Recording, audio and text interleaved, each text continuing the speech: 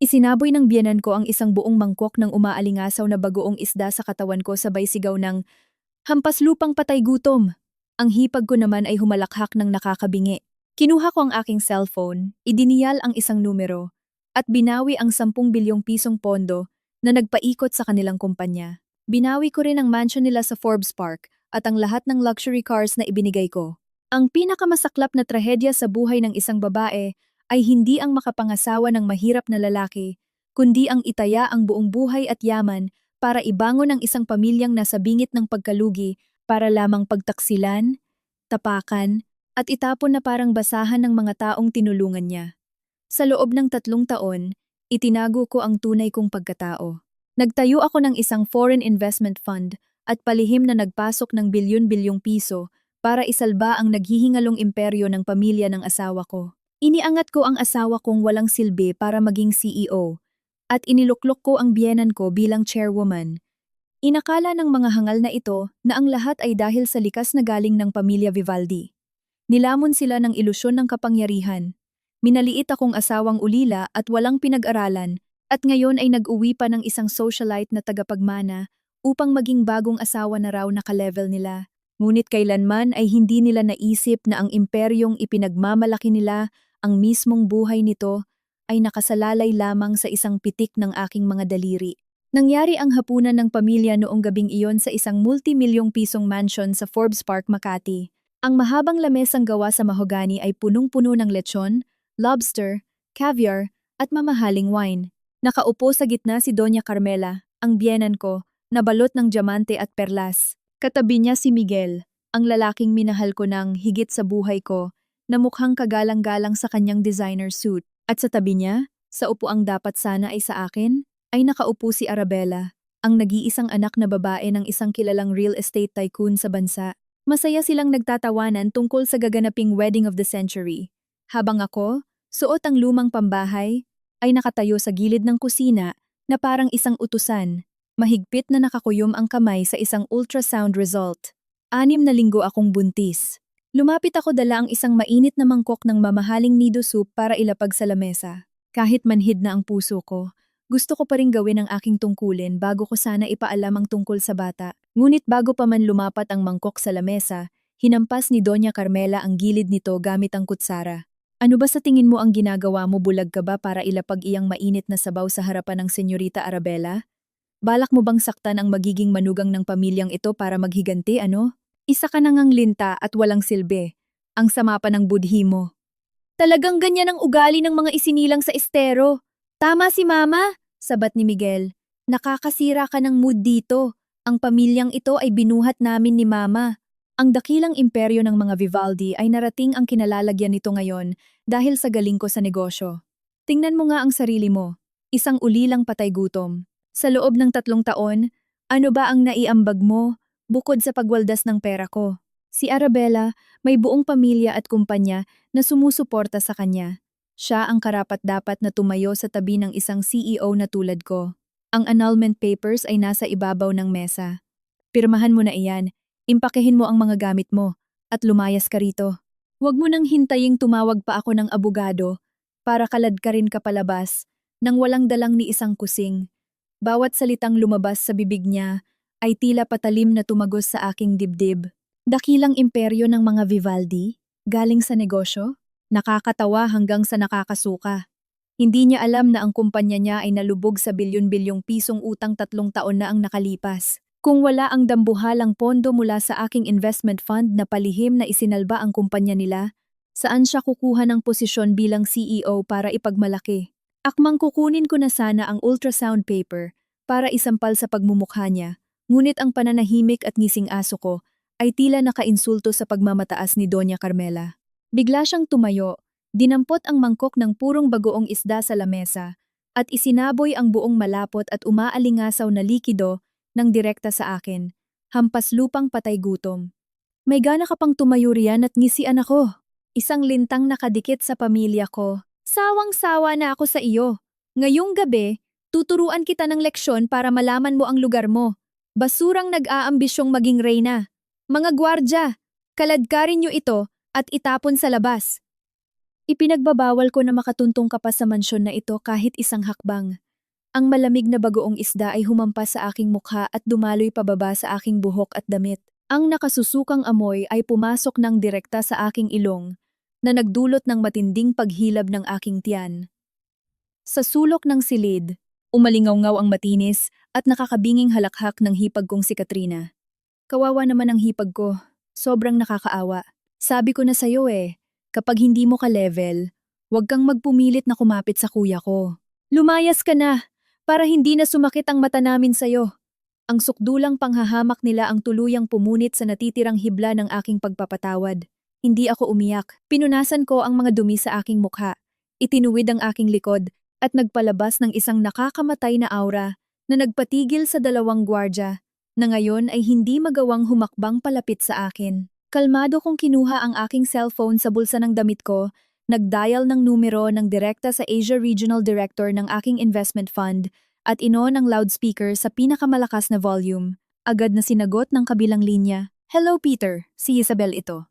Ngayon din, i-activate mo ang death clause sa lahat ng strategic partnership contracts sa pagitan ng ating pondo at ng Vivaldi Construction Group. Pirmahan mo ang utos na i-withdraw ang lahat ng 10 bilyong pisong emergency working capital. I-freeze mo ang lahat ng kanilang corporate credit accounts ngayong gabi. Isang malalim at sobrang magalang na boses ng lalaki ang malinaw na umalingaw-ngaw sa buong dining room. Masusunod, Madam Chairwoman. Ang International Capital Withdrawal Order ay isasagawa sa loob ng 5 minuto. Automatikong ifa-freeze ng banking network ang liquidity ng Vivaldi Group. Paano naman po ang mga naka-mortgage na assets? Magpadala ka ng opisyal na sulat na nag-uutos sa bangko na bawiin agad ang Forbes Park Mansion na ito at ang buong fleet ng luxury cars na nakarehistro sa ilalim ng legal entity ng ating pondo na ipinapagamit lang natin sa kanila. Bukas ng umaga, gusto kong makitang kinakaladkad si Miguel at ang pamilya niya palabas ng kalsada nang walang dala kundi ang mga sarili nila. Linisin mong mabuti. Anong kahibangan ang ginagawa mo? Sino iyang tinatawagan mo at umaarte ka pa? Anong pag-withdraw ng 10 bilyon? Nababaliw ka na ba? Bulalas ng biyenan ko. Sino bang tinatakot mo ha, babae? Akala mo ba matatakot ako sa mga peking tawag na iyan? Ang mansyon na ito ay pera ng pamilya namin. Ang kayamanang ito ay ginawa ng anak ko. Tipid at malupit akong ngumiti, pinatay ang tawag, at tumitig ng diretso sa mga mukha nilang nagsisimula nang mamilipit sa matinding gulat at kalituhan. Doña Carmela, Miguel, magpakasaya kayo sa pinakahuling marangyang hapunan sa buhay nyo. Ipinagmamalaki nyo ang pagiging magaling nyo. Mga manika lang kayong lahat na ako mismo ang nagkokontrol para sumayaw sa ibabaw ng naghihingalong tambak ninyo ng utang. 3 taon na ang nakalipas. Kung wala ang foreign investment fund ko na nag-inject ng kapital para suportahan kayo, ang kumpanya nyo ay naibenta na at naging basag na bato na lang. Binigyan ko kayo ng kayamanan at karangyaan, pero iginanti nyo ay kasamaan at sinabuyan nyo ako ng bagoong isda. Magaling! Mula sa sandaling ito, binabawi ko ang lahat. Bukas, pagdating ng sikat ng araw, maiintindihan nyo kung ano ang ibig sabihin ng kawalan ng lahat at ang pinakamasahol na kahihiyan. Buong tatag akong tumalikod at naglakad palayo, hinayaan ang umaalingaw-ngaw na kulog sa langit at ang natatarantang sigaw ni Miguel nang magsimulang mag-ring ng sunod-sunod ang kanyang telepono mula sa mga tawag ng bangko. Sa labas ng gate, isang limited edition na Maybach supercar na totoong pagmamay-ari ko ang nakaparada na at naghihintay. Sumara ang pinto ng kotse, ikinukulong ang buong kabulukan ng pamilya Vivaldi sa likuran ko. Inilagay ko ang kamay ko sa aking tiyan at mariing ipinikit ang aking mga mata. Ngayong gabi, isang mabait na asawa ang namatay, at isang malamig at walang awang chairwoman ang opisyal na nagising. Habang humaharurot ang supercar sa gitna ng malakas na ulan ng Metro Manila, bumalik ang isip ko sa nakaraan. Ang alaala ay isang hindi nakikitang patalim, habang pilit kong kinakalimutan, lalo nitong hinihiwa ang puso ko. 3 taon na ang nakalipas, hindi ako ang taong kayang utusan ang hangin at ulan, o bawiin ang buhay ng isang kumpanya sa isang tawag lang tulad ngayong gabi. Ulila ako mula pagkabata. Namatay ang mga magulang ko sa isang aksidente ngunit nag-iwan sila ng napakalaking kayamanan sa isang Swiss bank. Lumaki sa ilalim ng pangangalaga ng mga abogado, sinanay akong maging isang makina ng paggawa ng pera.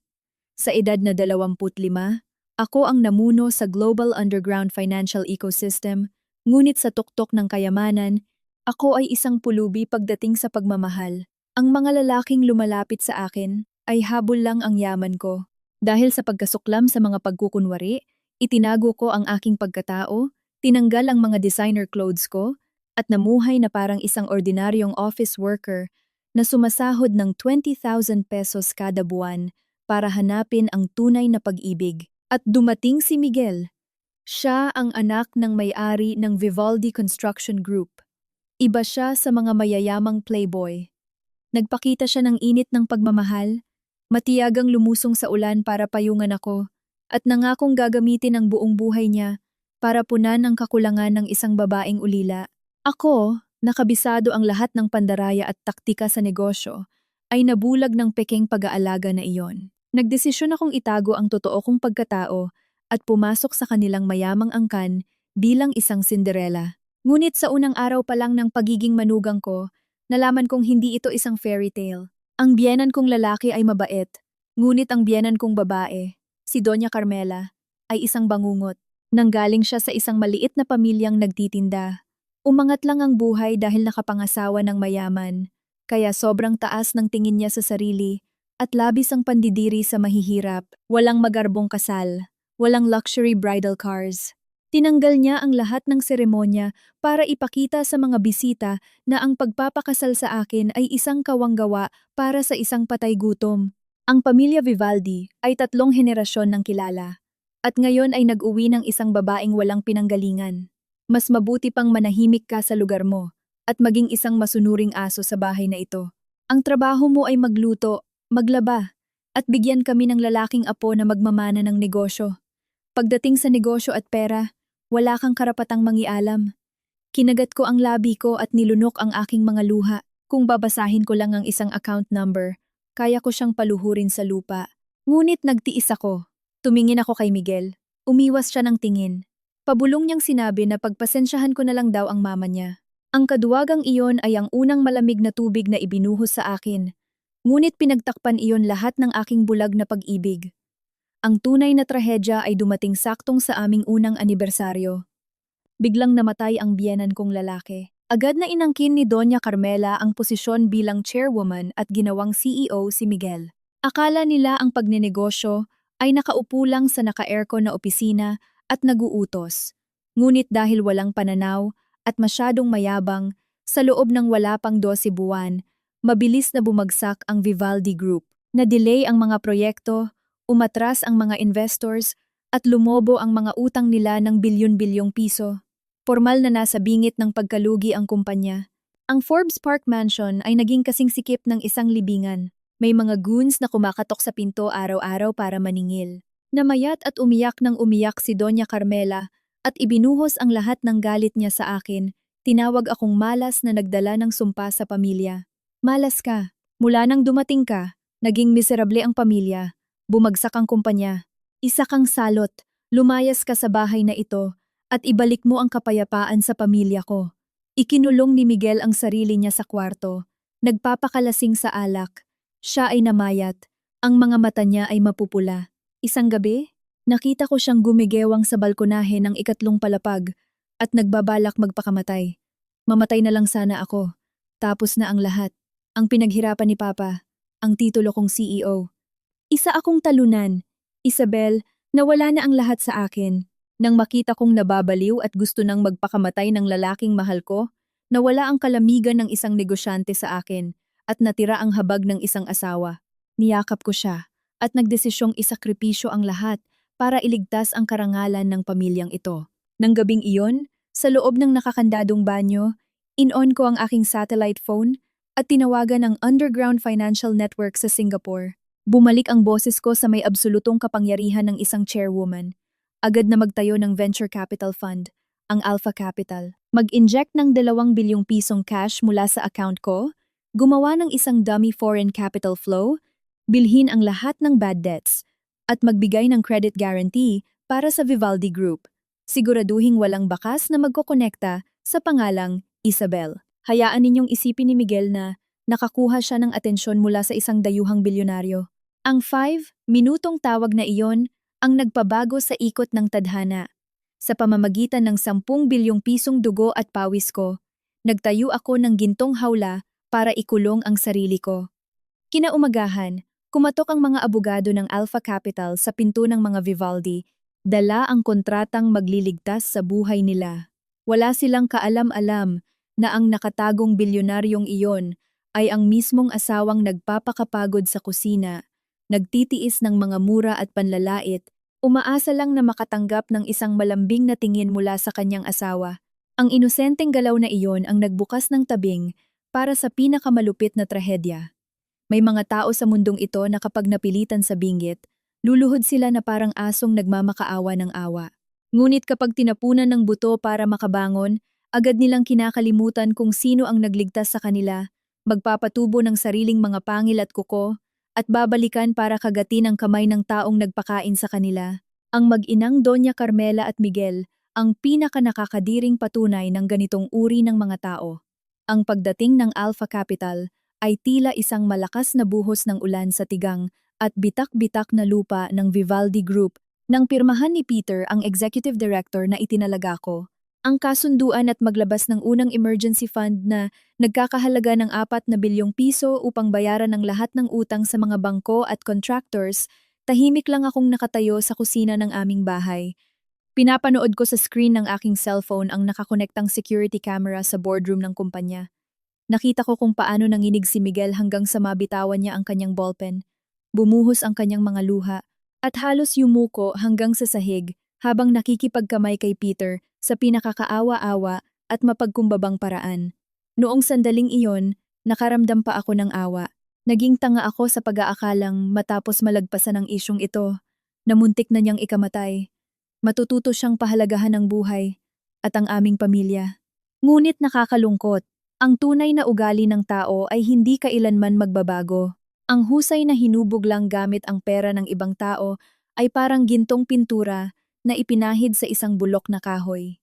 Dahil sa walang hanggang suportang pinansyal ng Alpha Capital, dagdag pa ang palihim kong pagkontrol at pag-uutos sa aking team ng mga eksperto para suriin ang merkado at makipagnegosasyon sa mga politiko, mabilis na nakabawi ang Vivaldi Group. Ang mga proyektong akala nila'y patay na ay biglang nabuhay.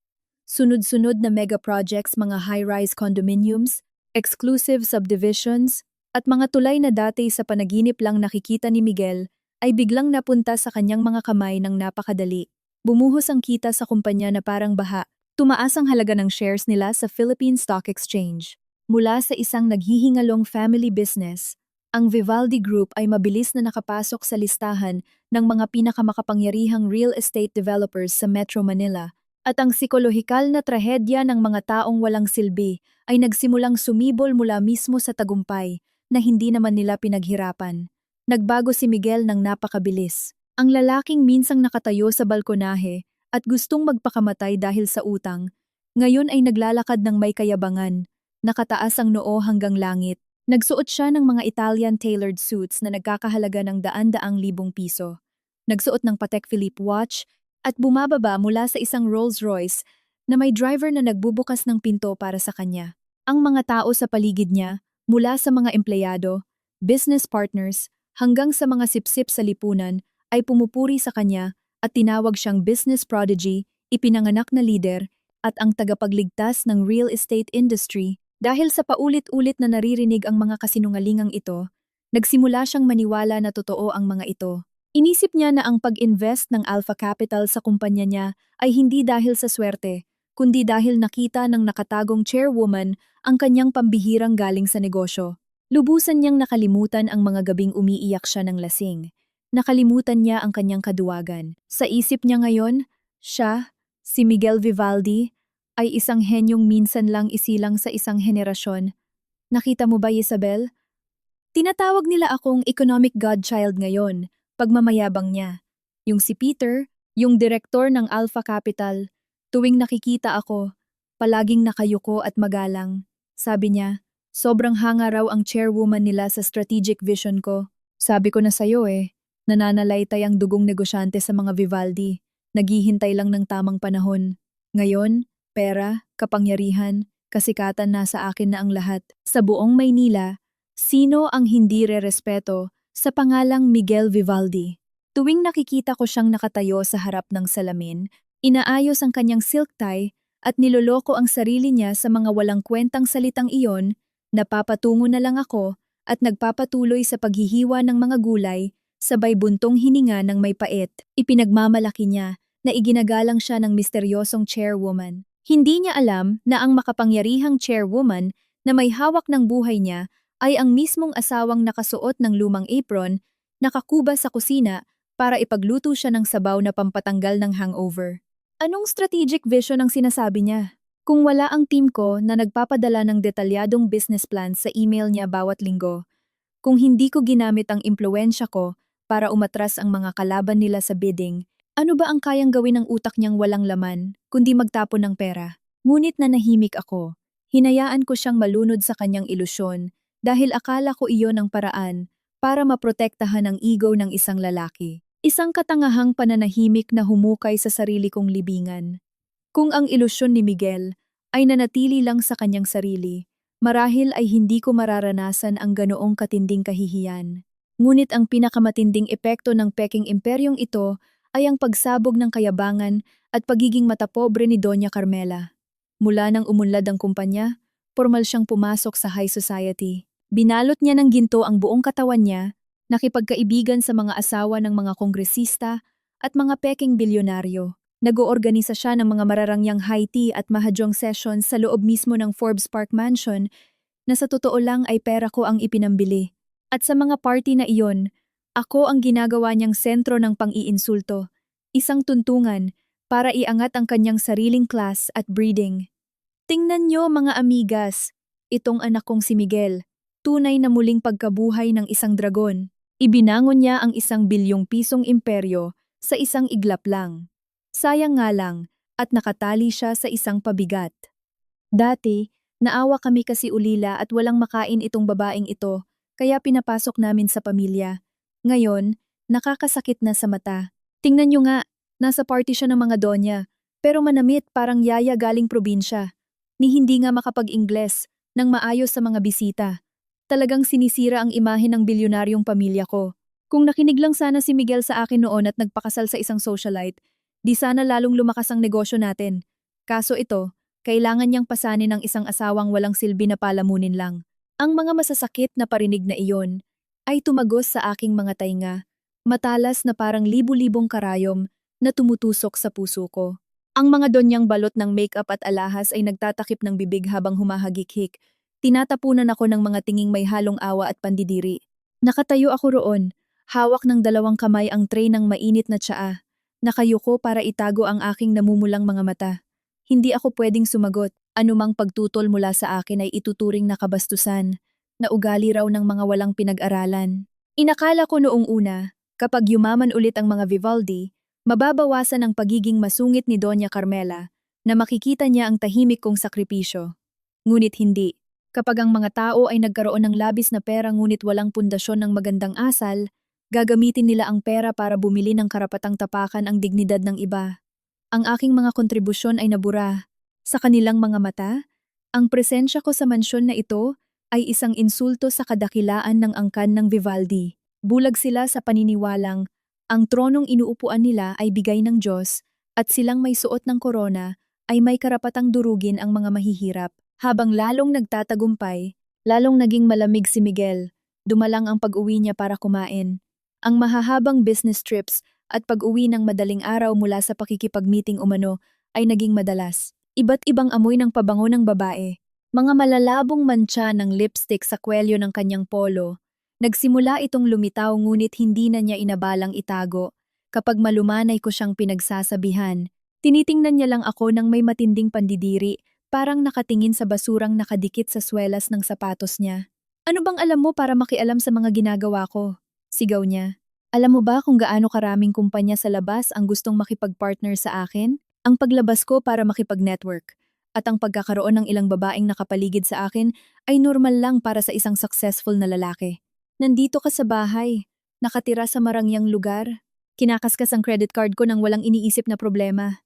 Kaya mas mabuti pang tumikom ka na lang at alamin ang lugar mo. Huwag mong dalhin dito ang cheap at walang kontentong selos ng mga babaeng walang pinag-aralan para hadlangan ang pag-angat ko. Kung hindi mo kaya, mag-file ka ng annulment. Marami akong pera para ipakaladkad ka palabas dito. Ang mga salitang iyon na lumabas sa bibig ng lalaking ginastusan ko ng 10 bilyong piso at itinaya ko ang aking buong buhay para iligtas. Nadurog ng pino ang puso ko. Hindi dahil nanghihinayang ako sa pera, kundi dahil na-realize ko ang isang malupit na katotohanan.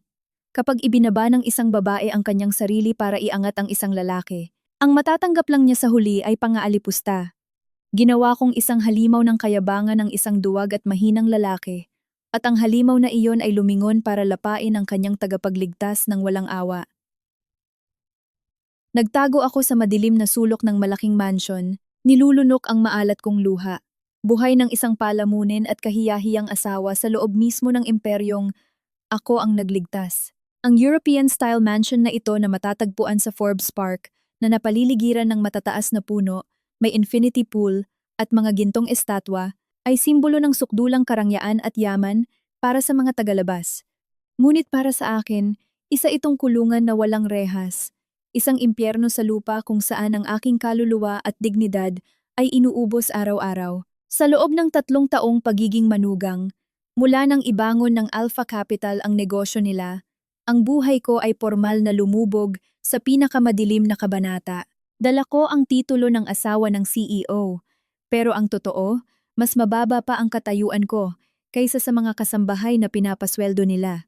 Tinawag nila akong dakilang palamunin na nakikinabang sa kadakilaan ng isang pamilyang inakala nilang umangat dahil sa sarili nilang galing. Ang schedule ko araw-araw ay nagsisimula ng 5:00 ng umaga. Kahit may 3 kasambahay sa bahay, gumagawa ng maraming dahilan si Doña Carmela para pilitin akong gawin ang pinakamabibigat at pinakamababang trabaho. Idineklara niya na ang isang probinsyanang walang silbi, na tulad mo na hindi alam kung paano kumita ng pera, dapat matutong gumamit ng lakas para bayaran ang utang na loob sa pagpapalamon ng pamilyang ito sayo. Kailangan kong kuskusin ng sarili kong mga kamay, ang 12-dosenang hakbang ng higanteng marble stairs, plansahin hanggang sa pinakamaliit na gusot ang mga mamahaling suit ni Miguel, at ang pinakamahalaga, lutuin ang mga komplikadong putahe ayon sa panlasang maharlika na inimbento ni Doña Carmela para patunayan ang kanyang high-class na pamumuhay. May mga umaga na kailangan kong gumising ng madaling araw para magpakulo ng mamahaling bird's nest at ginseng soup na inaabot ng ilang oras. Ngunit kapag inilapag ko sa lamesa, isang patak lang ang titikman ni Doña Carmela, gamit ang kutsara, magkasalubong ang kilay na ibubuhos ang buong mainit na mangkok sa sahig.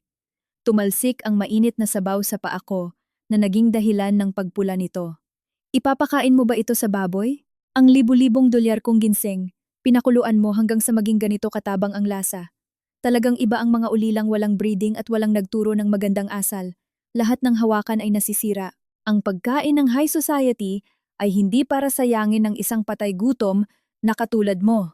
Linisin mo yan ngayon din tapos huwag kang kakaing buong araw para matuto ka. Lumuhod ako sa malamig na marmol na sahig. Gamit ang basahan, maingat kong pinunasan ang bawat patak ng sabaw. Kinakagat ang labi ko para hindi makawala ang hikbi ko. Namamanhid sa hapdi ang napasong pa ako. Ngunit paano maihahambing ang pisikal na sakit sa kahihiyan sa aking kaluluwa? Ako na isang chairwoman na iginagalang at tinitingala ng libu-libong empleyado na pumipirma ng mga kontratang nagkakahalaga ng daan-daang milyong dolyar nang hindi man lang kumukurap, ay narito ngayon, nakaluhod para pulutin ang mga kalat sa lupa, nagtitiis sa pang-iinsulto ng isang mababaw at makitid na utak na matandang babae. Bakit hindi pa ako umalis? Bakit hindi ko basagin ang shell na ito at turuan sila ng leksyon? Libu-libong beses na umalingaw-ngaw ang tanong na iyon sa isip ko, pero palagi akong nagtitiis. Ang aking pagtitiis ay nag-ugat sa isang malalim na psychological trauma, ang labis na pangungulila ng isang batang ulila. Sobrang nangarap akong magkaroon ng isang buong pamilya hanggang sa puntong naging sakit na ito. Takot ako sa paghihiwalay. Takot akong aminin na ang kasal na itinaya ko gamit ang aking kabataan at buong yaman ay isa lamang nakakaawang panloloko. Ang kalupitan sa bahay na ito ay hindi lang nanggagaling kay Doña Carmela. Si Katrina, ang nakababatang kapatid ni Miguel, ay isa ring maliit na demonyita na naspoil at lumaking bastos. Mula nang umunlad ang kumpanya, mula sa pagiging walang direksyon sa buhay, naging isang heres siya ng bilyong pisong korporasyon. Ginamit niya ang black credit card na ginagarantiya ng aking Alpha Capital Fund para bumili ng luxury brands ng walang pagdadalawang isip, bumibili ng sports car na iba-iba ang kulay kada buwan. Hindi niya ako tinatawag na ate o hipag, kundi itinuturing niya akong isang high-class na katulong. Hoy! Itong limited edition na Chanel dress ko na binili ko pa sa Paris. Natapunan ng red wine. Labhan mo yan gamit ang kamay mo. At bawal na bawal mong ilagay sa washing machine. Masira mo lang ang isang sinulid niyan. Buong buhay mo hindi mo kayang bayaran.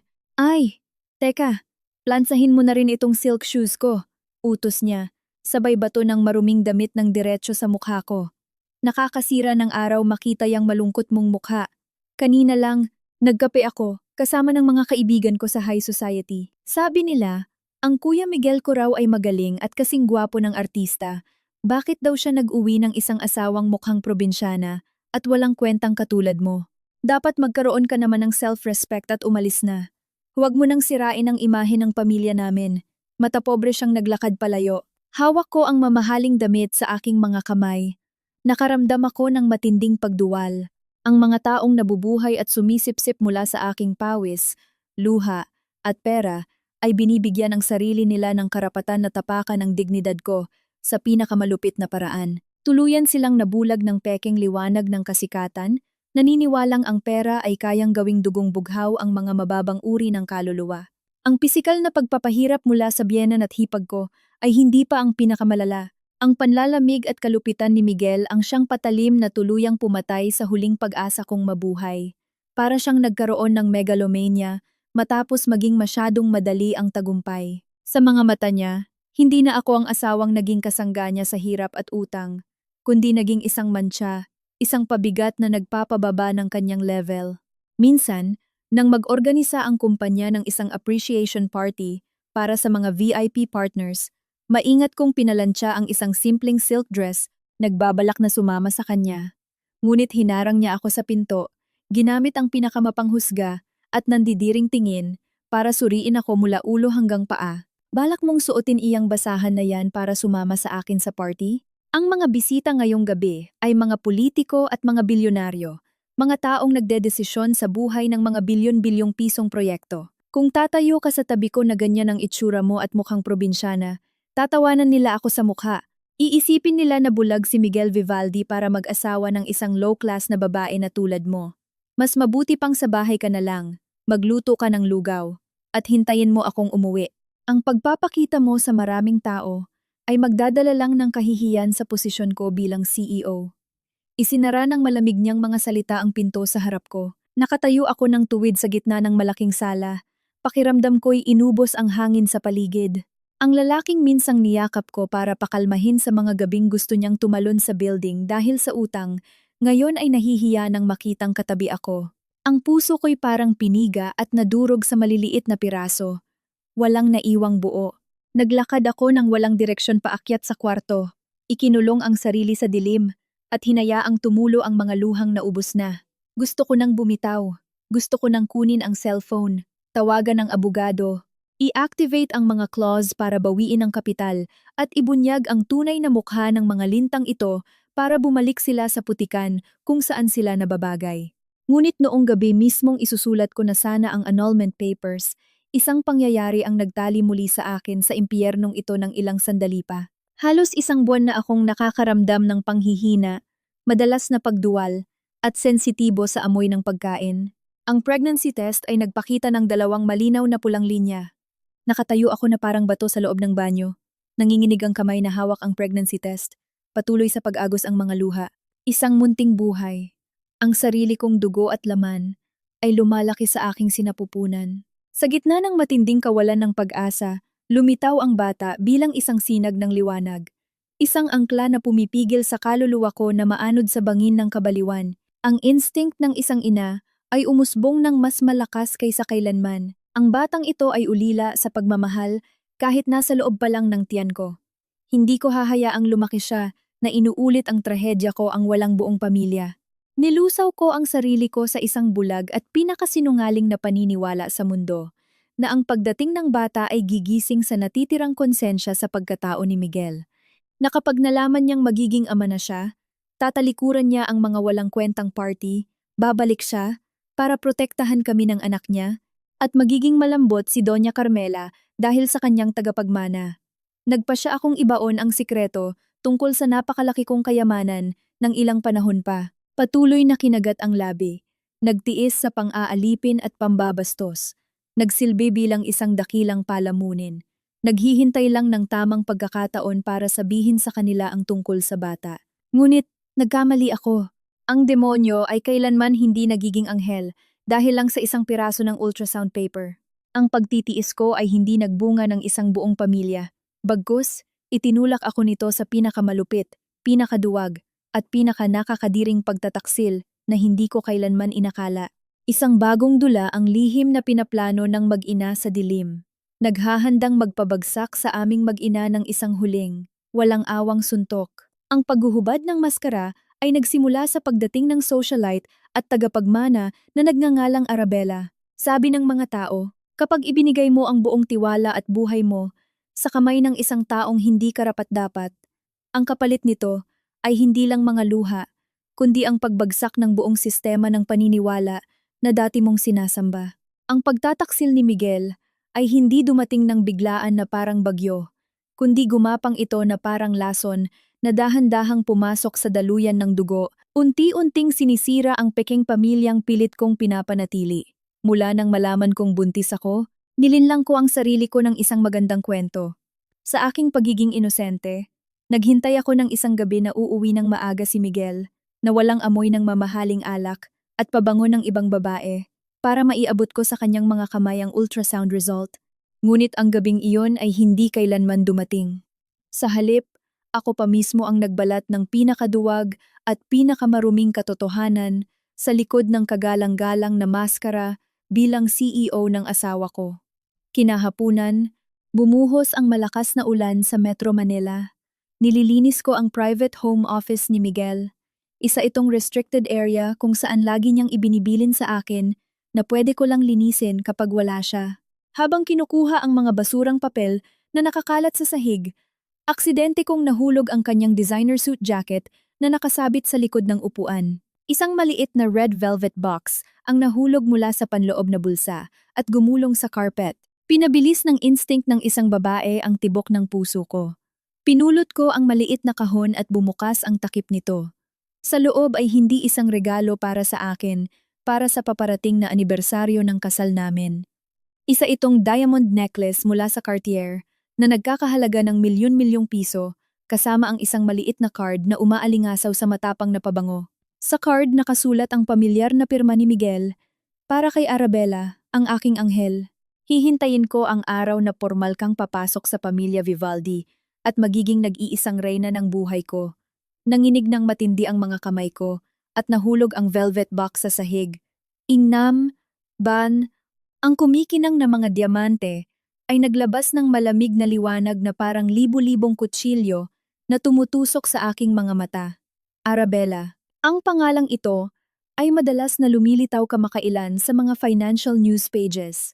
Siya ang nag-iisang anak na babae at tagapagmana ng Far East Land Group, isang tunay na pamilya ng mga bilyonaryo na dekada nang nakabaon ng ugat sa industriya. Isang tunay na makapangyarihang angkan na palaging pinapangarap na makasama ng mga nouveau rich, bagong yaman, dahil sa utang, katulad ng pamilya Vivaldi.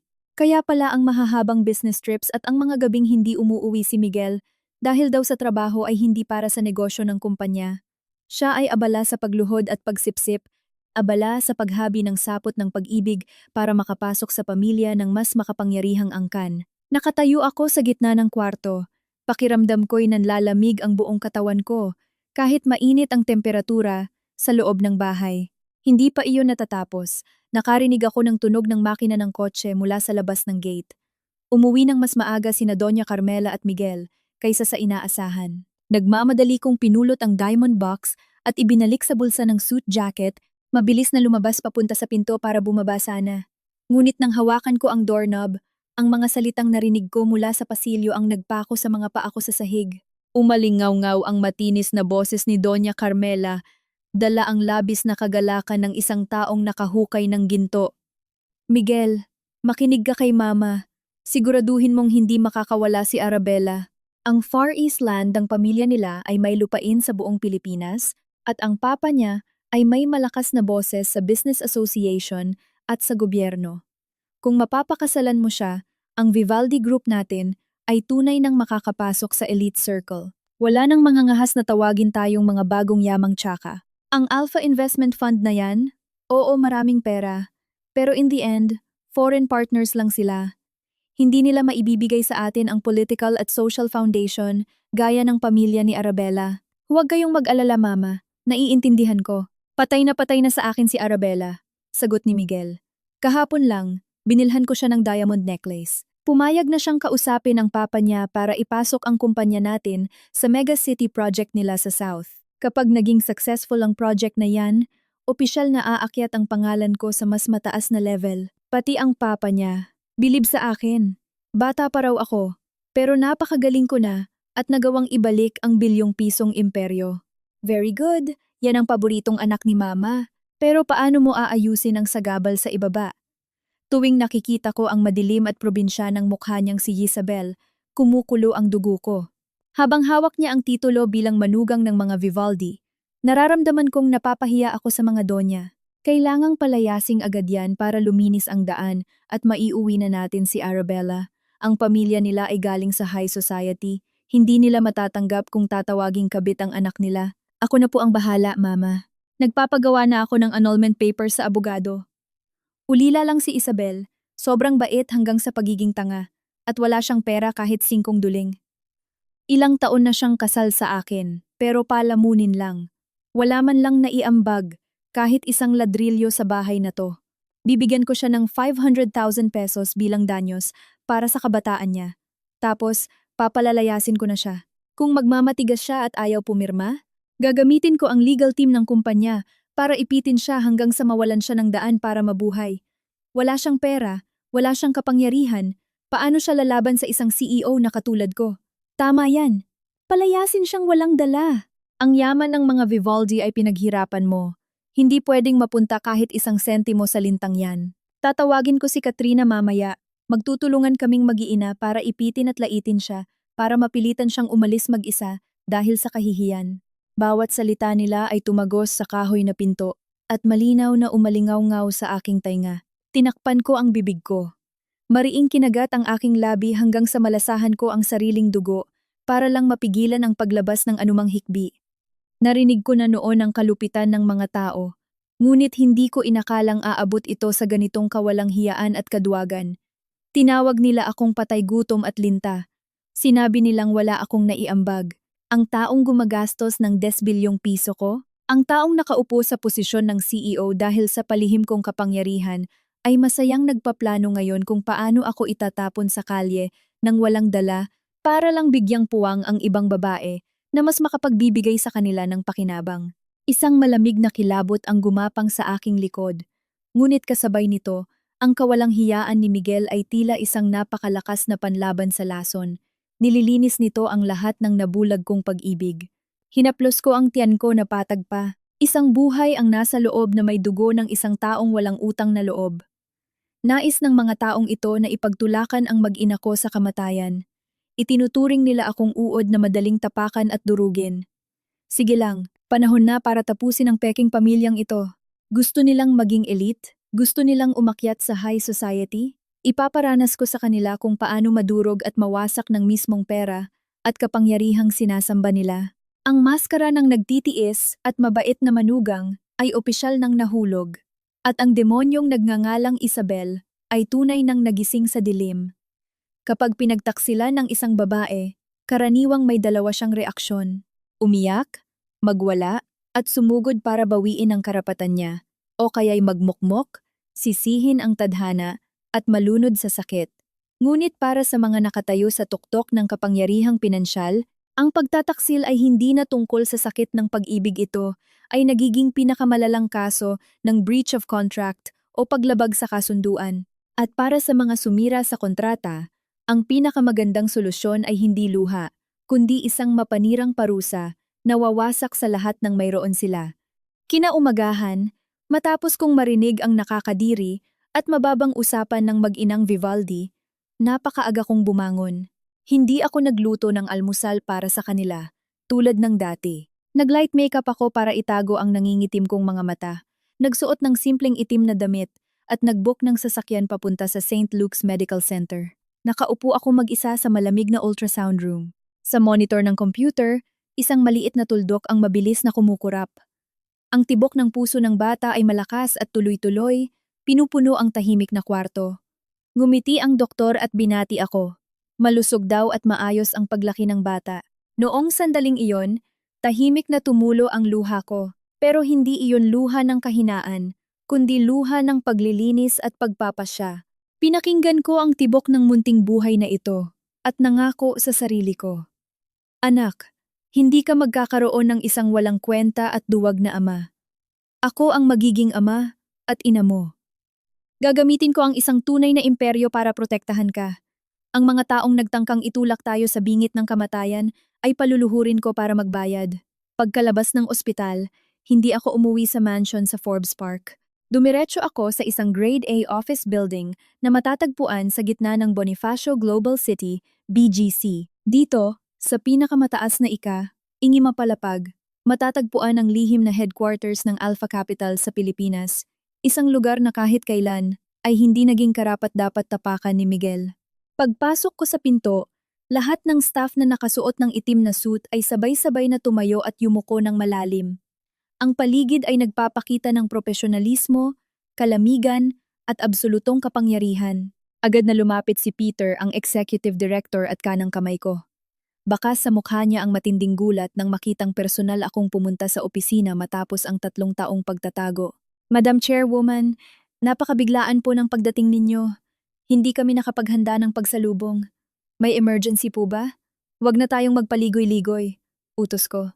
Dalhin mo ang lahat ng files, strategic partnership contracts, credit guarantee documents, at ang listahan ng collateral assets ng Vivaldi Construction Group sa private office ko, ngayon din. Pagkaupo ko sa leather executive chair na sumisimbolo sa aking kapangyarihan, dahan-dahan kong binuksan ang makakapal na folder. 3 taon na ang nakalipas, dahil sa bulag na pag-ibig, inutusan ko si Peter na luwagan ng maraming kondisyon para makahinga ng maluwag si Miguel.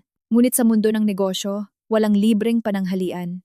Ang legal team ng Alpha ay mga veteranong lobo. Nang i-draft nila ang bilyon-bilyong pisong investment contracts, maingat nilang isiningit ang mga death clauses, mga kondisyong nagpapahintulot sa pondo na unilaterally bawiin ang emergency capital, magpataw ng multang 3 beses sa halaga ng kontrata, at agad na i-freeze ang mga collateral kung mapatunayang ang management ng partner ay lumabag sa business ethics, nameke ng financial reports o tumaas ang market risk.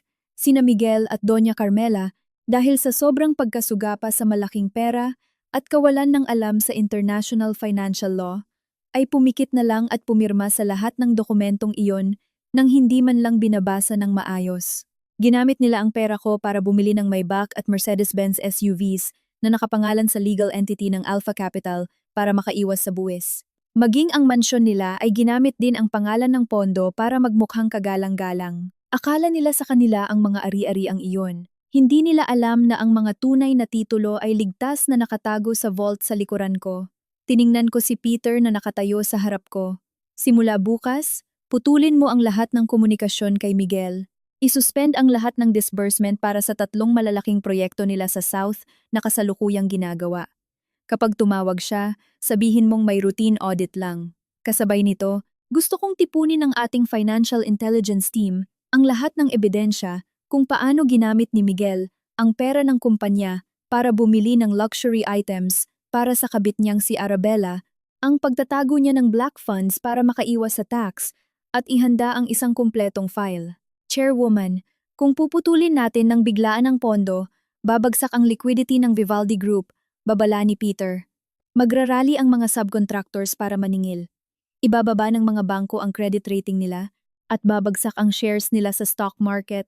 Gusto niyo po ba talaga silang sirain? Tumayo ako at naglakad palapit sa malaking floor-to-ceiling glass window, nakatingin sa maliliit na kotseng gumagalaw sa kalsada sa ibaba. Ang pakiramdam ng hawak mo ang buhay ng ibang tao sa iyong mga kamay ay nagbibigay ng nakakatakot na pagiging kalmado. Hindi ko sila sinisira, binabawi ko lang kung ano ang akin. Gusto nilang mag-ilusyon bilang bahagi ng high society. Gusto nila ng laro ng kapangyarihan. Ipaparanas ko sa kanila kung ano ang tunay na laro sa mundo ng kapitalismo. Inihanda na ang baboy para katayin. Ihanda mo ang lahat, Peter. Kapag nagbigay ako ng signal, i-activate mo ang lahat ng death clauses. Gusto kong wala silang matirang kahit saplot sa katawan paglabas nila sa kastilyong iyon ng ilusyon.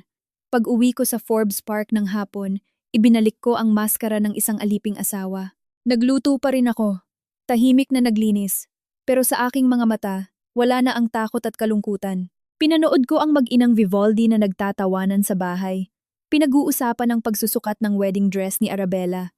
Tiningnan ko silang nagmamayabang na parang mga sleepwalker sa gilid ng bangin. Ang bitag ay nakahanda na sa ilalim ng kalmadong tubig.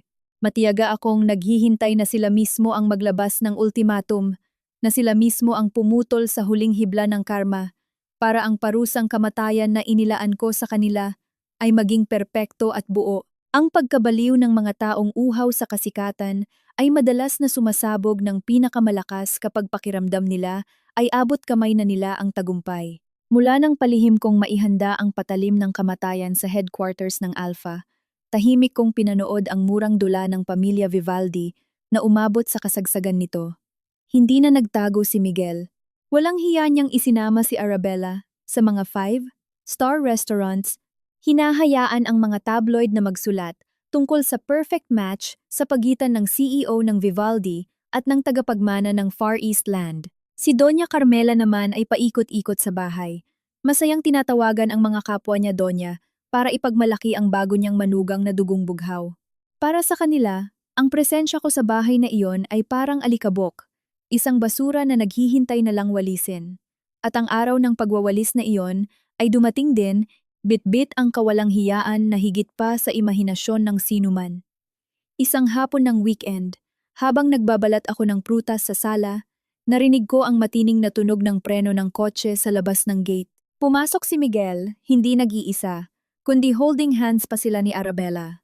Nakasuot ang babae ng isang matingkad na pulang designer dress, may bitbit na Hermes Birkin bag, at nakataas ang noo habang tinitingnan ang paligid ng mansyon na parang isang reyna na nag-iinspeksyon ng kanyang ari-arian. Sa likuran nila ay sina Doña Carmela at Katrina na halos magkanda-ugaga sa kasisipsip at pagngiti para salubungin ang socialite. Walang ni isang lumingon sa akin. Hinila ni Miguel si Arabella para umupo sa mamahaling leather sofa sa gitna ng sala. Tumikhim siya at ibinagsak ang isang makapal na folder ng dokumento sa glass table sa harap ko. Ang tunog ng papel na humampas sa lamesa ay umalingaw-ngaw ng tuyo. Umupo ka rito, Isabel. Oras na para tapusin ang gulong ito. Wala na akong panahong magpaligoy-ligoy pa sa'yo. Nasa lamesa ang annulment papers na inihanda ng abogado ko. Kailangan mo lang pirmahan at tapos na tayo. Inilapag ko ang kutsilyo at kalmadong pinunasan ng wet tissue ang aking mga daliri. Kinuha ko ang folder at tiningnan ang ilang pahina. Malinaw na nakasulat, hatian ng yaman, wala.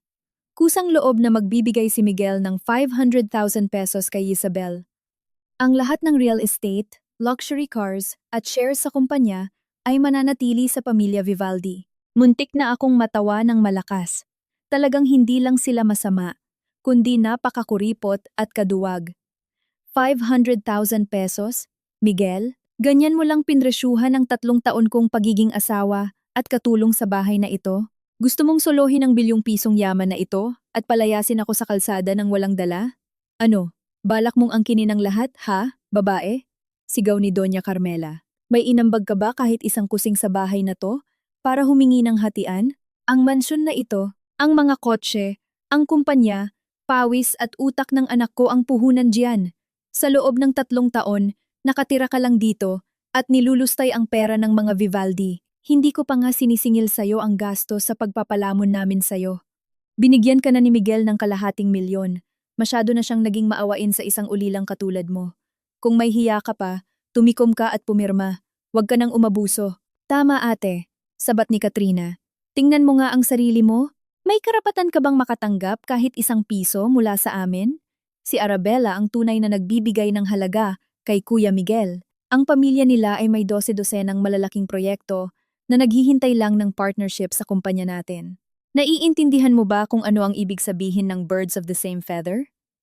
Kung hindi ka dugong bughaw, huwag kang magpumilit sa high society. Kunin mo na yung 500,000, umuwi ka sa probinsya at magtayo ng sari-sari store. Malaking swerte mo na yon. Inilipat ko ang tingin ko kay Arabella, na kalmadong humihigop ng tsaa. Ang kanyang matatalim na mata ay dumaan sa akin nang may matinding pandidiri. Isabel, ang matalinong babae ay alam kung saan ang lugar niya. Si Miguel ay isang taong may malalaking plano. Kailangan niya ng matibay na pundasyon, hindi isang batong nakapabigat sa paa niya. Buntis ako sa anak niya. Inihanda na ng papa ko ang mga bilyong pisong proyekto bilang regalo sa kasal namin. Kung ipipilit mo pa ang sarili mo, gagawin mo lang katatawanan ng sarili mo. Pirmahan mo na, bago pa magalit ang papa ko. Kapag ginamit niya ang kapangyarihan ng Far East Land para ipitin ka, hindi ka na makakatira ng payapa dito sa Maynila. Isang buong pamilya ang nagtulungan. Ginagamit ang kanilang inusyong kapangyarihan at ang yaman ng isang kabit para tapakan at takot-takutin ang legal na asawa.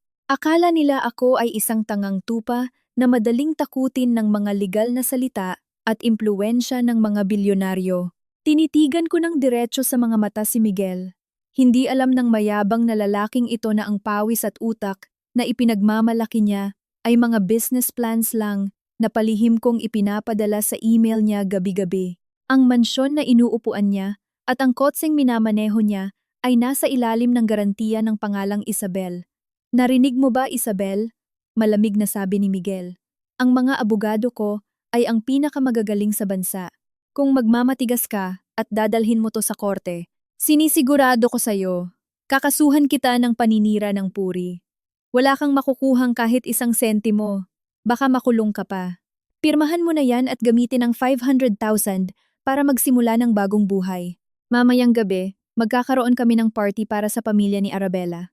Ayokong makita ang nakakasuka mong presensya na sisira sa importanteng gabi ko. Isinara ko ang folder ng annulment at ibinato ito pabalik sa glass table. Ang tunog ng pagbagsak nito ay matunog at malamig. Wala nang sakit sa puso ko. Tanging ang katahimikan na lamang ng isang lawa bago ang malakas na bagyo. Sila mismo ang nagtali ng lubid sa sarili nilang mga leeg. Ibinigay na nila ang ultimatum at masaya ko itong tatanggapin. Sige, dahil sagad na ang kawalang hiyaan mo, wala na rin akong panghihinayangan. Pero ang 500,000 pesos mo, hindi ko kukunin. Itabi niyo yan dahil baka simula bukas, kailanganin ng buong pamilya Vivaldi na magkalkal ng barya para lang makabili ng instant noodles. Gulat silang nakatingin sa akin. Hindi naiintindihan ang nakatagong kahulugan ng mga salita ko. Bahagya akong ngumiti, tumayo, at tumalikod paakyat sa hagdan. Iniwan ko ang mga sigaw nilang baliw at ilusyonada mula kay Doña Carmela. Akala nila ay nagsasalita lang ako ng walang katuturan dahil sa shock. Hindi nila alam na umaakyat ako para mag-impake ng ilang mahahalagang gamit para ibigay sa kanila ang entablado sa pinakanakakatawang dula ngayong gabi. At kapag nangyari na ang malupit na hapunan sa gitna ng bagyo kung saan isasaboy nila sa akin ang bagoong isda iyon, na rin ang sandali na kukunin ko ang telepono at formal na ibababa ang hatol ng kamatayan para wasakin ang bulok nilang imperyo. Ang bagyo ay opisyal nang nagsisimula. Ang Metro Manila sa mga huling araw ng tag-araw ay madalas salubungin ng mga biglaang bagyo kung saan ang kulog at kidlat ay tila humihiwa sa kalangitan. Ngunit mas nais nitong hiwain ang mga pekeng maskara ng mga tao. Pagkatapos kong ibato pabalik ang annulment papers na may kasamang 500,000 pisong pambabastos, bumalik ako sa maliit na kwarto sa itaas, na dating storage room, ngunit ginawang kwarto ko mula ng pandirihan ako ni Miguel. Wala akong dalang maraming gamit, ilang lumang damit lang, ang aking encrypted laptop na may satellite connection, at ang aking mga ID. Nakaupo ako sa gilid ng kama. Hinahaplos ang aking tiyan na patag pa. Isang munting buhay ang lumalaki sa loob ko. Walang kasalanan ang batang ito. Ang kasalanan ay nasa akin dahil pumili ako ng isang lalaking may pusong halimaw para paglaanan ng aking buhay. Sa labas, nagsimula ng umalingaw-ngaw ang malalakas na kulog, hudyat ng pagdating ng isang malaking bagyo. At sa ibaba, isang panibagong bagyo ang inihahanda ni na Doña Carmela para tuluyan akong walisin palabas ng bulok na pamilyang ito. Eksaktong 7:00 ng gabi, sunod-sunod na umungol ang mga makina ng luxury cars sa labas ng gate ng Forbes Park Mansion. Ngayong gabi, naghanda si Doña Carmela ng isang marangyang salo-salo para sa pamilya ni Arabella. Opisyal na ipinapahayag ang kanilang basurang relasyon para hawanin ang daan patungo sa wedding of the century. Kahit sinabi ko nang hindi ako tatanggap ng kahit isang kusing, hindi pa rin ako tinantanan ni Doña Carmela. Inutusan niya ang mga kasambahay na kalampagin ang pinto ko at pilitin akong bumaba sa kusina para mismong maghanda ng hapunan. Gusto niyang gamitin ang pinakamababang paraan para tapakan ang natitira kong dignidad sa harap ng kabit ng anak niya. Hindi ako tumanggi. Itinali ko ang aking buhok. Isinuot ang isang lumang gray na damit at bumaba na parang isang tahimik na multo. Gusto kong saksihan hanggang sa dulo ang kawalang hiyaan nila para kapag itinarak ko na ang kutsilyo, wala akong mararamdamang kahit katiting na awa. Sa malaking dining room, kuminang ang mga crystal chandeliers. Ang lamesang mahogani ay nakalatag ang puting silk tablecloth. Abalone, caviar, lechon at lobster ay nakahaing parang sa hari. Nakaupo si Doña Carmela sa gitna, balot ng diamante. Ang ngiti ay abot tainga habang pinagsisilbihan ng pagkain si Arabella. Si Miguel naman ay maasikasong nagbubuhos ng wine para sa kanyang kabit, ang parehong malambing na tingin na ginamit niya sa akin noong panahong isa pa siyang patay gutom na gustong magpakamatay. Si Katrina naman ay panay ang papuri. Tinatawag si Arabella na isang reynang bumaba mula sa langit. Nakatayo ako sa sulok ng kusina. Pinapanood ang peking pamilyang ito habang ako ay tila isang asong nakatali sa isang gilid. Aba, kumain ka ng marami, anak. Ang pagbubuntis sa tagapagmana ng mga Vivaldi ay nakakapagod para sa'yo. Malambing na sabi ni Doña Carmela.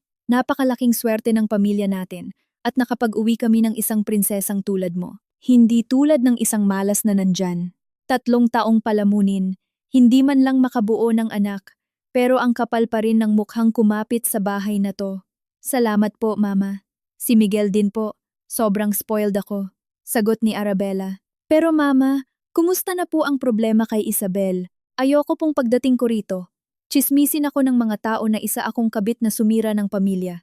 Ang reputasyon ng Far East Land Group ay hindi pwedeng dungisan ng isang babaeng walang pinanggalingan. Sabi ni Papa, kung hindi lilinisin ni Miguel ang kalat niya, baka bawiin niya ang mega city project sa South. Huwag kang mag-alala. Mahal ko, hinawakan ni Miguel ang kamay ni Arabella. Inayos ko na ang lahat. Binigyan ko na siya ng ultimatum kaninang hapon. Isang ulilang walang kapangyarihan at walang pera, isang kumpas ko lang ng kamay. Mapapalayas na siya sa kalsada. Pagkatapos ng party na to, ipapakaladkad ko siya palabas ngayong gabi rin. Bukas, papalitan ko ang lahat ng furniture dito. Buburahin ko ang lahat ng bakas niya para salubungin ka. Ikaw lang ang nag-iisang reyna ng bahay na ito. Bawat salita nila ay malinaw na umalingaw-ngaw, sumasabay sa malakas na buhos ng ulan na humahampas sa salamin. Ang puso ko noong mga sandaling iyon ay tuluyan nang naging isang tipak ng yelo. Nakatayo sila sa ibabaw ng yaman ko. Ginagamit ang reputasyon mula sa investment fund ko para magpaligayahang lahat at ibinebenta ako para sa 1 bilyong pisong kontrata. Wala talagang limitasyon ang kalupitan ng tao kapag nabulag ng pera. Huminga ako ng malalim, pinigilan ang paghilab ng tiyan ko dahil sa morning sickness. Bit-bit sa 2 kamay ang umuusok na mangkok ng nido soup, bird's nest soup, at mabagal na naglakad palapit sa lamesa. At gaya ng nangyari, nang ilapag ko ang mangkok, naghanap ng butas si Doña Carmela. Inihampas niya ang kutsara, nagdadahilan na baka raw sunugin ko ang bagong manugang niya. Ininsulto nila ako. Ipinagmalaki ni Miguel ang imperyong binuo niya. At sa huli, tumayo si Doña Carmela. Kinuha ang mangkok ng purong bagoong isda na pinagawa niya sa akin kanina para sa kare-kare at isinaboy ang buong malapot, lila, at umaalingasaw na likido sa akin. Hampas lupang patay gutom! Mga gwardya, kaladkarin niyo ito palabas! Ang malamig na bagoong ay tumulo mula sa buhok ko, pababa sa damit ko. Pinagtawanan nila ako nang may pandidiri. Inaakalang isa akong hayop na na-corner. Pero nagkamali sila. Pinunasan ko ang mukha ko, tumayo ng tuwid, at nagpalabas ng autoridad na nagpatigil sa mga gwardya. Kinuha ko ang aking encrypted phone at tinawagan si Peter. Pinalakas ang loudspeaker. Ibinaba ko ang utos ng kamatayan. I-activate ang death clause, i-withdraw ang 10 bilyong piso, ipadala ang ebidensya ng pandaraya sa mga autoridad, i-freeze ang mga accounts, at bawiin ang Forbes Park Mansion at mga luxury cars bukas ng umaga. Nanigas ang lahat. Akala ni Miguel, nagbibiro ako. Akala ni Doña Carmela, peking tawag lang ito. Ngumiti ako isang ngiting napakaliwanag, ngunit nakakamatay hanggang buto. Magpakasaya kayo sa huling hapunan nyo. Ako ang nagbigay sa inyo ng yaman. At ngayon, binabawi ko ang lahat. Bukas, pagdating ng sikat ng araw, maiintindihan nyo kung ano ang ibig sabihin ng kawalan. Tumalikod ako at naglakad palabas ng higanting pinto. Umungol ang bagyo, ngunit hindi kasing lamig ng kaluluwa ko. Nag-aabang na ang itim na may box sa labas. Pinayungan ako ng bodyguard papasok. Umatras ang sasakyan sa gitna ng dilim. Iniiwan ang isang kastilyong gawa sa buhangin na nagsisimula ng gumuho sa unang hagupit ng bagyong nagngangalang Isabel. Kinaumagahan, paglipas ng bagyo, nag-iwan ito ng makulimlim at malamig na kalangitan sa Maynila. Nagising ako sa aking 600 square meter penthouse sa tuktok ng pinakamahal na tower sa BGC. Ito ang totoong lugar kung saan ako nabibilang isang kaharian na binuo mula sa talino at kalamigan ng isang veterano sa negosyo, hindi sa madilim na sulok ng pagiging manugang sa pamilya Vivaldi. Nakasuot ng manipis na silk robe, humigop ako ng mainit na chamomile tea habang nakatingin sa nagmamadaling lungsod sa ibaba. Eksaktong 9:30 ng umaga bumukas ang Philippine Stock Exchange. Ang larong dudurog sa langgam na nagngangalang Miguel ay opisyal nang nagsimula.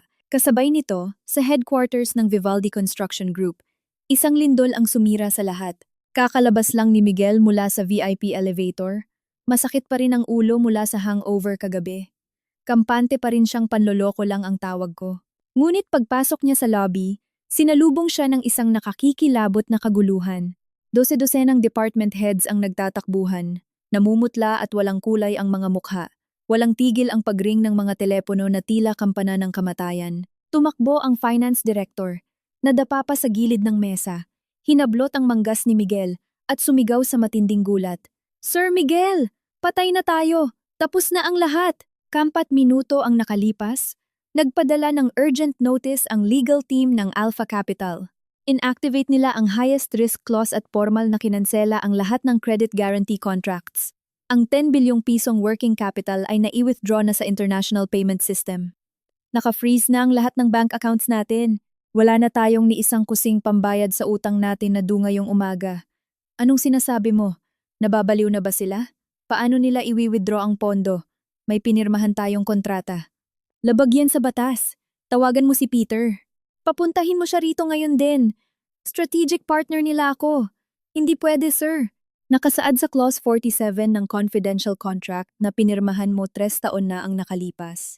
May karapatan ang Alpha Capital na bawiin ang pondo ng walang kondisyon kung mapatunayang may malalang paglabag sa business ethics o nameke ng financial reports ang management. Nag-attach sila ng makapal na file ng ebidensya kung paano mo ginamit ang pera ng mga proyekto para ibili ng alahas at bag si Miss Arabella, at kung paano ka nagtago ng black funds para umiwas sa tax. Natanggap na ng BIR at BSP ang report. Napaatras si Miguel, nanlambot ang mga tuhod at bumagsak sa sofa sa lobby.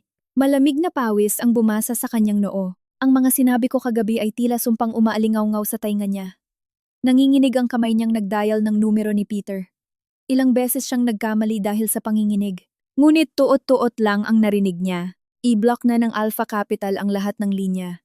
Wala silang oras para makipagtalo sa isang taong malapit ng mamatay. Pagsapit ng 10:00 ng umaga, ang stock ng Vivaldi Group ay bumagsak sa floor price. Pulang-pula ang board. Kumalat ang balita ng pag-pull out ng higanting foreign fund sa lahat ng financial forums na parang kidlat. Nagpanic selling ang mga investors. Bilyon-bilyong piso ang nawala sa market cap ng Vivaldi sa loob lamang ng 20 minuto. Ang mga partners na nakaluhod sa kanya kahapon ay nakaamoy ng kamatayan. Agad na tumawag para i-cancel ang mga kontrata at nagpadala ng mga abogado para bawiin ang mga down payment. Sa mansyon sa Forbes Park, nakahiga si Doña Carmela sa massage chair. Ine-enjoy ang pakiramdam ng isang chairwoman na magkakaroon ng bilyonaryang balae. Nagring ang cellphone sa lamesa. Si Miguel ang tumatawag. Tamad niya itong sinagot, mayabang pa rin ang tono. Oh, bakit napatawag ka ng maaga? Napalinis mo na ba yung mga basura ni Isabel? Balak ko sanang tumawag ng maglilinis para palitan yung Persian carpet na natapunan ng bagoong kagabi. Mama, Mama, tapos na ang lahat. Basag ang boses na sigaw ni Miguel. Umiiyak sa desperasyon. Bumagsak na ang kumpanya. Kinuha na ng Alpha ang lahat ng pondo. Naka-freeze na ang mga bank accounts. Puno ng mga naniningil ng utang ang labas ng kumpanya. Bankrupt na tayo, Mama. Lahat ng sinabi ni Isabel kagabi, totoo. Siya ang nasa likod ng Alpha Capital. Siya mismo ang pumatay sa atin. Pagkarinig sa salitang bankrupt at si Isabel ang nasa likod, lumaki ang mga mata ni Doña Carmela. Lumiit ang pupils niya at naramdaman niyang naubos ang hangin sa baga niya at umakyat ang dugo sa ulo. Bumagsak ang cellphone sa sahig. Napahawak si Doña Carmela sa kaliwang dibdib niya. Isang matinding atake sa puso ang humampas sa kanya, napatumba siya sa sahig. Bumula ang bibig at nawalan ng malay. Pagbaba ni Katrina mula sa itaas. Nakita niya ang ina na hindi na gumagalaw. Napasigaw siya sa takot at tarantang tumawag ng ambulansya sa gitna ng matinding kalituhan.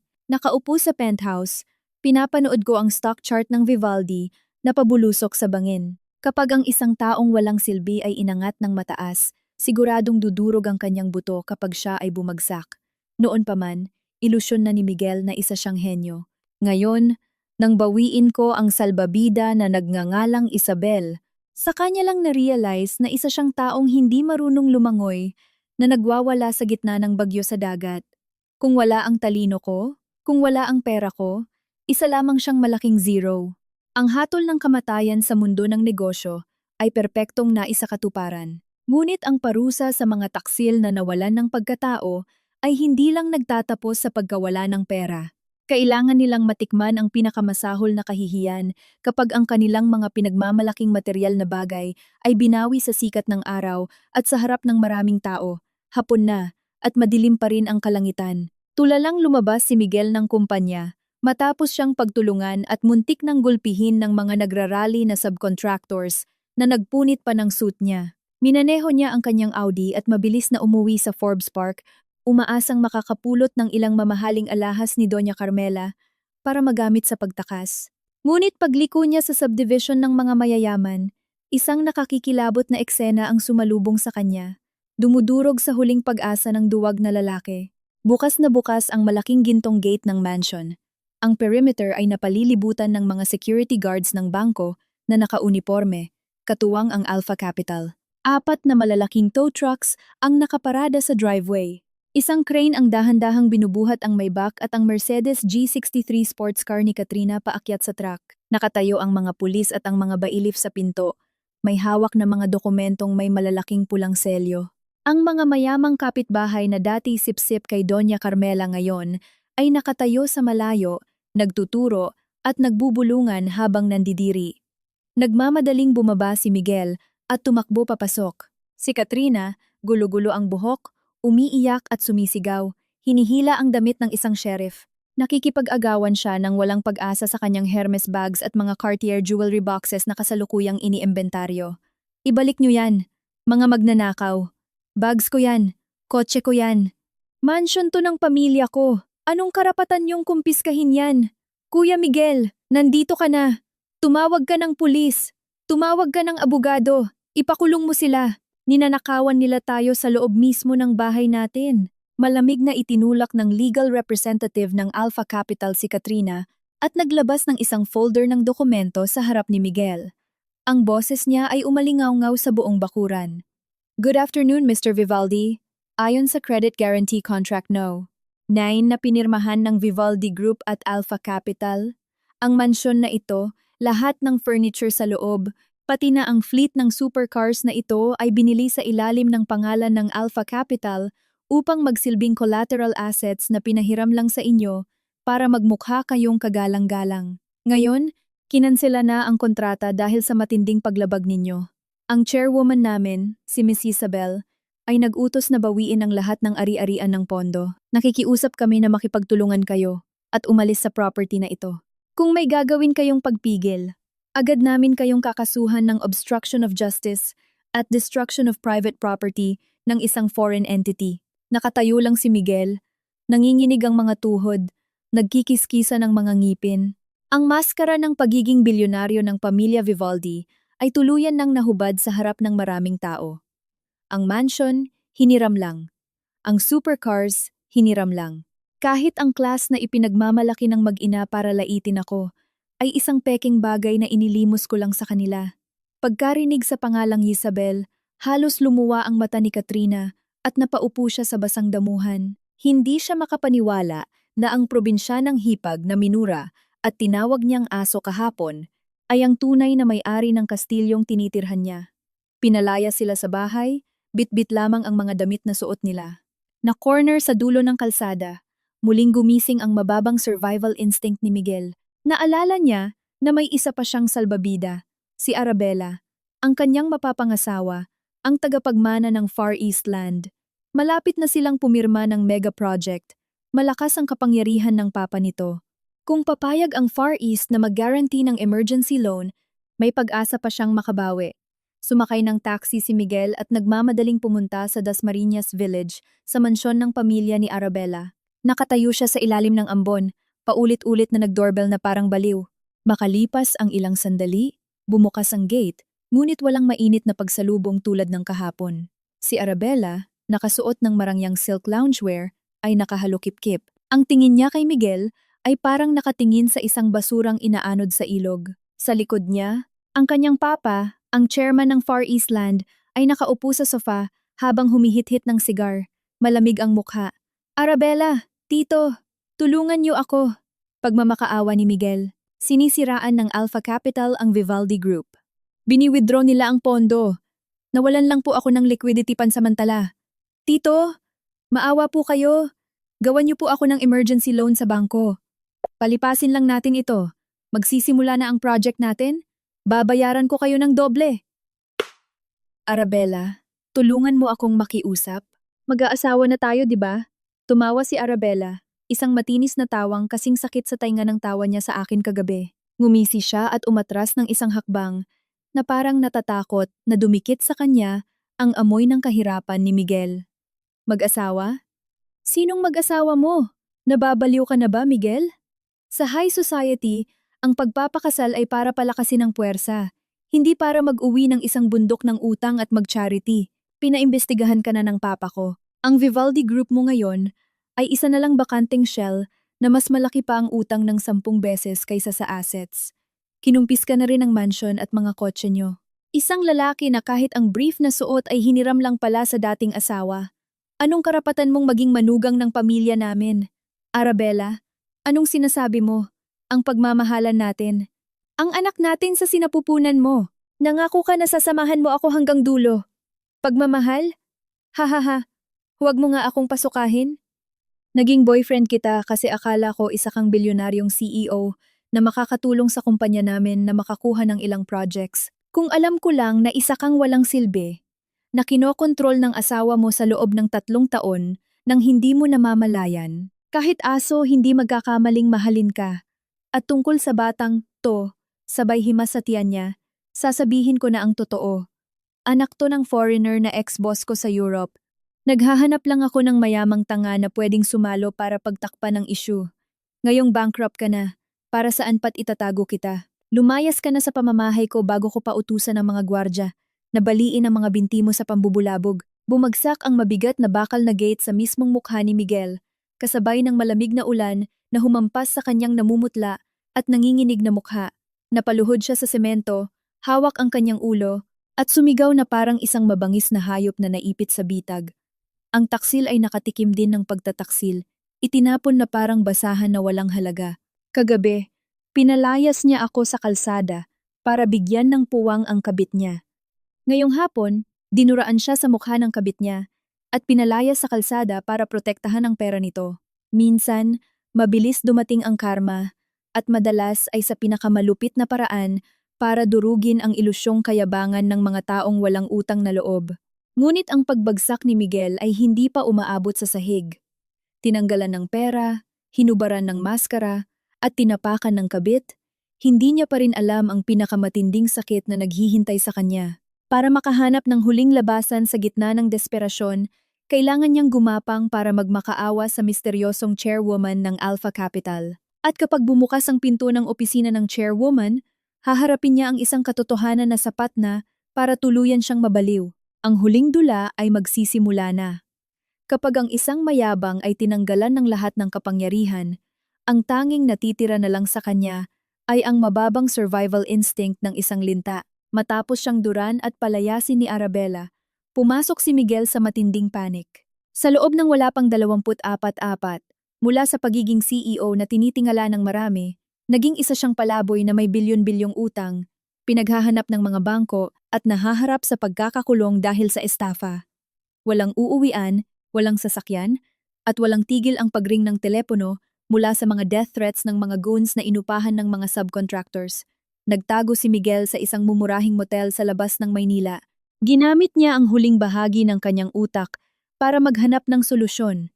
At doon, naisip niya ang isang desperadong hakbang ang hanapin ang misteryosong chairwoman ng Alpha Capital para magmakaawa. Sa katangahan niya, inisip niyang dahil nag-invest ito sa Vivaldi Group 3 taon na ang nakalipas, siguradong may espesyal itong paghanga sa kanyang talento. Baka ang withdrawal order ay isa lamang misunderstanding o panggigipit lang ni Peter.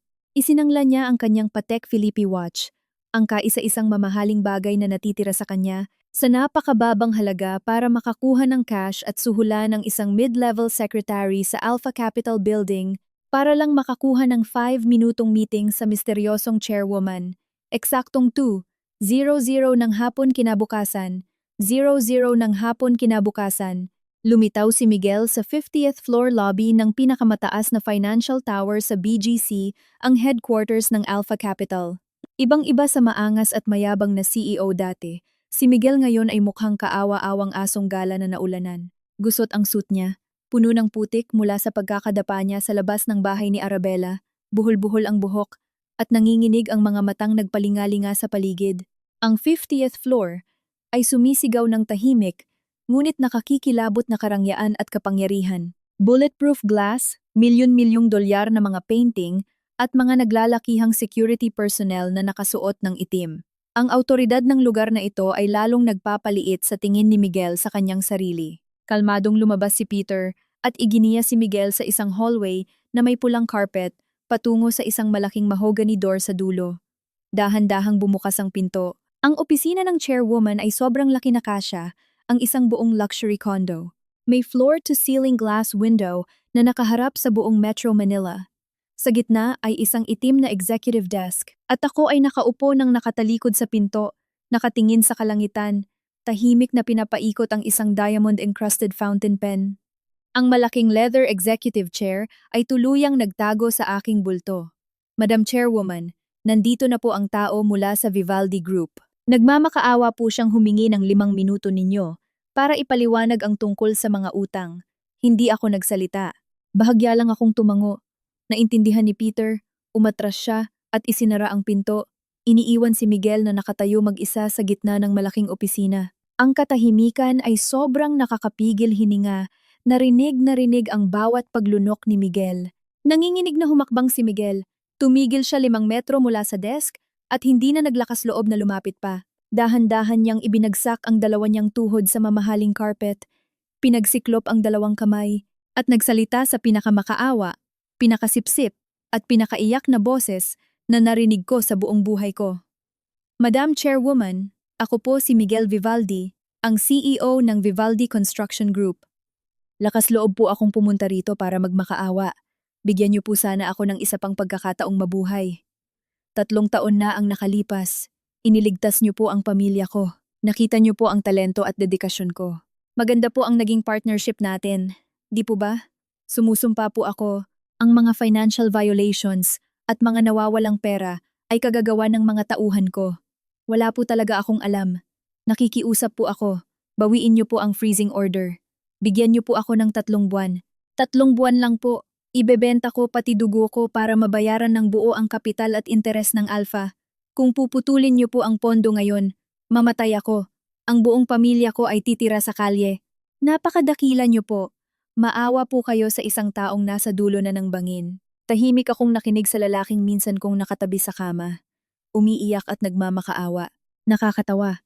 Dahil 24 na oras pa lang ang nakalipas, Ang parehong bibig na ito ay mayabang na nagsabi sa akin na ang kumpanya ay itinayo mula sa pawis at utak niya at ako ay isa lamang palamunin. Ngayon, nakaluhod siya sa isang estranghero, duwag na sinisisi ang mga tauhan niya at nagpapalimos ng awa. Ang kaplastikan ni Miguel ay nakakasuka.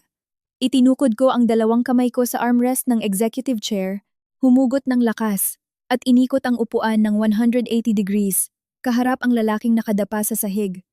Maling tao ang niluluhuran mo, CEO Miguel Vivaldi. Ang awa ko sa iyo ay naisaboy na ng nanay mo, kasama ng bagoong kagabi. Ang boses ko ay malinaw, malamig, at sobrang pamilyar. Nang marinig ni Miguel na nakadapa pa sa carpet ang boses na ito, nanigas ang buong katawan niya na parang tinamaan ng kidlat. Dahan-dahan niyang inangat ang ulo niya, at nagtama ang aming mga mata. Nanlaki ang kanyang mga mata na parang mapupunit, puno ng pulang ugat. Napanganga siya, nabulol, at hindi makapagsalita. Sa utak ng walang kwentang lalaking ito, isang nuclear bomb ang sumabog na sumira sa lahat ng lohika at ilusyong pinanghahawakan niya. Isabel. Isabel, bakit ka nakaupo riyan? Hindi pwede. Janitress ka ba rito? Oh. Nilandi mo ang chairman para makapunta rito at maghiganti sa akin? Isabel, nababaliw ka na. Anong ginagawa mo? Bumaba ka riyan. Kapag may nakakita sa'yo, ipapakulong ka nila. Hanggang sa huling sandali, hindi pa rin matanggap ng makitid niyang utak ang katotohanan. Mas pipiliin pa niyang maniwala na isa akong janitress o ibinenta ko ang sarili ko sa isang matandang mayaman, kaysa tanggapin na ang palamuning asawa na kinasusuklaman niya ang siya mismong may hawak ng buhay niya. Napatawa ako ng malakas. Isang halakhak na umalingaw-ngaw sa buong opisina. Dahan-dahan akong tumayo. Inayos ang aking puting tailored blazer at naglakad palapit kay Miguel ng may awtoridad. Ang mga takong ng stiletto ko ay tumunog sa sahig tok-tok-tok, tila pinupukpok ang naghihingalong puso niya. Miguel, buksan mong mabuti ang mga mata mo. Tingnan mo kung anong pangalan ang nakaukit sa nameplate sa desk na yon. Isabel Vivaldi, Chairwoman of the Board, Alpha Capital. Ang opisinang ito ay akin. Ang buong building na ito ay akin. Ang 10 bilyong piso na nagligtas sa asong buhay mo, 3 taon na ang nakalipas, pera ko mula sa bulsa ko. Ibinenta mo ang huling relo mo para lang masuhulan ng tao ko at makita ako, tapos ngayon nasa harap mo na ako. Hindi mo matanggap? Ikaw ang nakatagong chairwoman? Ikaw ang nag-inject ng pondo sa Vivaldi Group? Hindi ako naniniwala. Ulila ka. Isa ka lang asawang nagluluto at naglalaba sa bahay. Saan ka kukuha ng bilyon-bilyon para magtayo ng investment fund? Niloloko mo ako! Tumigil ako sa mismong harapan niya, yumuko, at tinitigan ang kanyang mga matang malabo na sa takot. Ulila ako, pero kailanman hindi ko sinabing mahirap ako. Ang yaman na iniwan ng mga magulang ko ay sapat na para bilhin ng buo ang dose-dose ng Vivaldi Group nyo. 3 taon na ang nakalipas, dahil sa katangahan ko at paniniwala sa mga pangako mo, naawa ako nang makita kitang gusto magpakamatay dahil sa utang, kaya naglabas ako ng pera at nagtayo ng pondo para iligtas ka. Ako ang nasa likod ng mga tauhan ko. Isinusubo mismo sa bibig mo ang bawat kontrata at business plan, tapos inakala mo na dahil yun sa galing mo. Nagmayabang ka, minaliit mo ako, pinagtaksilan mo ako, para humabol sa ilusyon kay Arabella. Naaalala mo pa ba ang sinabi mo kagabi? Ang bahay na ito ay pawis at utak ko. Isa ka lang palamunin. Oh, ano? Ang sarap bang lasahin kapag ang lahat ng yaman at dignidad mo ay binawi ng mismong palamuning yon? Tuluyang gumuho si Miguel. Nanginig ang kanyang balikat. Ang mga basag na piraso ng katotohanan ay bumaon sa puso at pride ng isang macho at mayabang na lalaki. Siya mismo ang nagtapon ng gintong mangkok ng kanin para pulutin ang isang basura. Siya mismo ang tumapak sa nag-iisang taong nagligtas sa buhay niya. Ang pagsisisi, kahihiyan, at takot ay umapaw hanggang sa mapasigaw si Miguel. Gumapang siya palapit, yinakap ng mahigpit ang mga sapatos ko. Tumutulo ang luha at sipon niya, sobrang nakakaawa at nakakadiri. Isabel, ako ang mali, isa akong hayop. Naging bulag ako, patawarin mo ako. Pinilit ako ni Mama. Nalinlang ako ni Arabella, pero sa puso ko, ikaw lang ang mahal ko. Isabel, alang-alang sa 3 taong pagsasama natin, alang-alang sa anak natin na nasa tiyan mo, parang awa mo na. Bawiin mo ang bankruptcy order. Susumpa ako, simula ngayon. Magiging masunuring aso ako sa paanan mo. Pagsisilbihan kita buong buhay ko. Bilyonarya ka. Bigyan mo naman ako ng daan para mabuhay, Isabel. Iniangat ko ang paa ko at malamig na itinaboy ang marurumi niyang kamay palayo sa akin. Ang mga mata ko ay wala ng kahit anong bahid ng awa. Para sa mga taong tulad niya, ang pagpapatawad ay isang krimen laban sa aking sarili. Pagsasama? Kayo ang unang sumira noon. At ang anak sa tiyan ko? Hinding-hindi siya magkakaroon ng duwag at maruming ama na tulad mo. Umuwi ka na doon sa kabit mong si Arabella at magmakaawa ka ay teka, pinalayas ka na rin pala niya kagabi, di ba? Isang dakilang CEO, ngayon ay kumakapit sa palda ng babaeng sinabuyan niya ng bagoong. Hindi ka nahihiya, pero ako, nandidiri. Mga gwardya, palayasin ang basurang ito sa kalsada. Mula ngayon, ipinagbabawal ko ang taong ito na makatuntong sa loob ng 500-meter radius ng Alpha Capital. Agad na pumasok ang dalawang malalaking bodyguard, hinawakan sa kwelyo si Miguel at kinaladkad palabas. Nagwawala siya at isinisigaw ang pangalan ko sa matinding desperasyon. Umalingaw-ngaw ang nakakaawang iyak niya sa hallway hanggang sa mamatay ito sa pagsara ng elevator. Bumalik ako sa aking executive chair, kumuha ng alcohol wipes, at nilinis ang dumi sa sapatos kong hinawakan niya. Ang kastilyong buhangin ay tinangay na ng alon, naiwan ang hubad na katotohanan ng mga ilusyonada. Natapos na ang dula, ngunit ang pagbabayad nila ay hindi pa. Kapag nawala na ang lahat, gagamitin ng tao ang pinakamababang paraan para makasurvive. At inihanda ko na ang huling atake para tuluyang patayin ang lahat ng ilusyon ng pamilya Vivaldi. Bumagsak muli ang malakas na ulan kinahapunan. 2 araw na ang nakalipas mula ng opisyal na mag-file ng bankruptcy ang Vivaldi Group. Puno ang mga financial news ng ulat tungkol sa makasaysayang pagbagsak ng economic godchild na si Miguel Vivaldi. Ang shares ng kumpanya ay naging basurang papel na lamang. Sunod-sunod na nag-file ng kaso ang mga bangko, nagre-request ng freeze order sa lahat ng personal na ari-arian ng pamilya Vivaldi para pambayad utang. Si Doña Carmela, pagkagising sa ospital at nalamang nawala ang bilyong pisong yaman at naka-freeze ang credit cards, kaya hindi makapagbayad ng hospital bill, ay muntik na namang mabaliw. Walang perang pambayad. Napilitan si Miguel na pumirma para mailabas agad ang ina. Inalalayan niya ang matanda at may sakit na ina, kasama ang kapatid na si Katrina na walang tigil sa pag-iyak habang naglalakad sa kalsada. Na-corner sa dead end. Nang kumatok ang gutom, ginaw, at takot sa kulungan, ang kayabangan ng peking mayamang pamilya ay tuluyang nadurog. Ginamit ni Miguel ang huling barya niya para makipag-ugnayan sa mga underground connections at hanapin ang bago kong address. Alam niya na sa buong mundo, ang tanging taong may kakayahang magligtas sa pamilya niya sa kulungan at kahirapan ay walang iba kundi si Isabel. 5:00 ng hapon, bumuhos ang malakas na ulan. Nakaupo ako sa sala ng bago kong independent neoclassical mansion sa isang exclusive riverside subdivision. Nakikinig ng classical music at umiinom ng mainit na gatas para sa buntis. Nag-alarm ang security system dahil may mga estranghero sa labas ng gate. Tiningnan ko ang tablet screen. Sa ilalim ng malakas na ulan, 3 basang-basang tao ang nakakapit sa iron gate ng mansion. Sina Miguel, Doña Carmela at Katrina. Wala na ang sosyal at mayabang na aura nila mula 3 araw na ang nakalipas. Puno ng putik ang damit.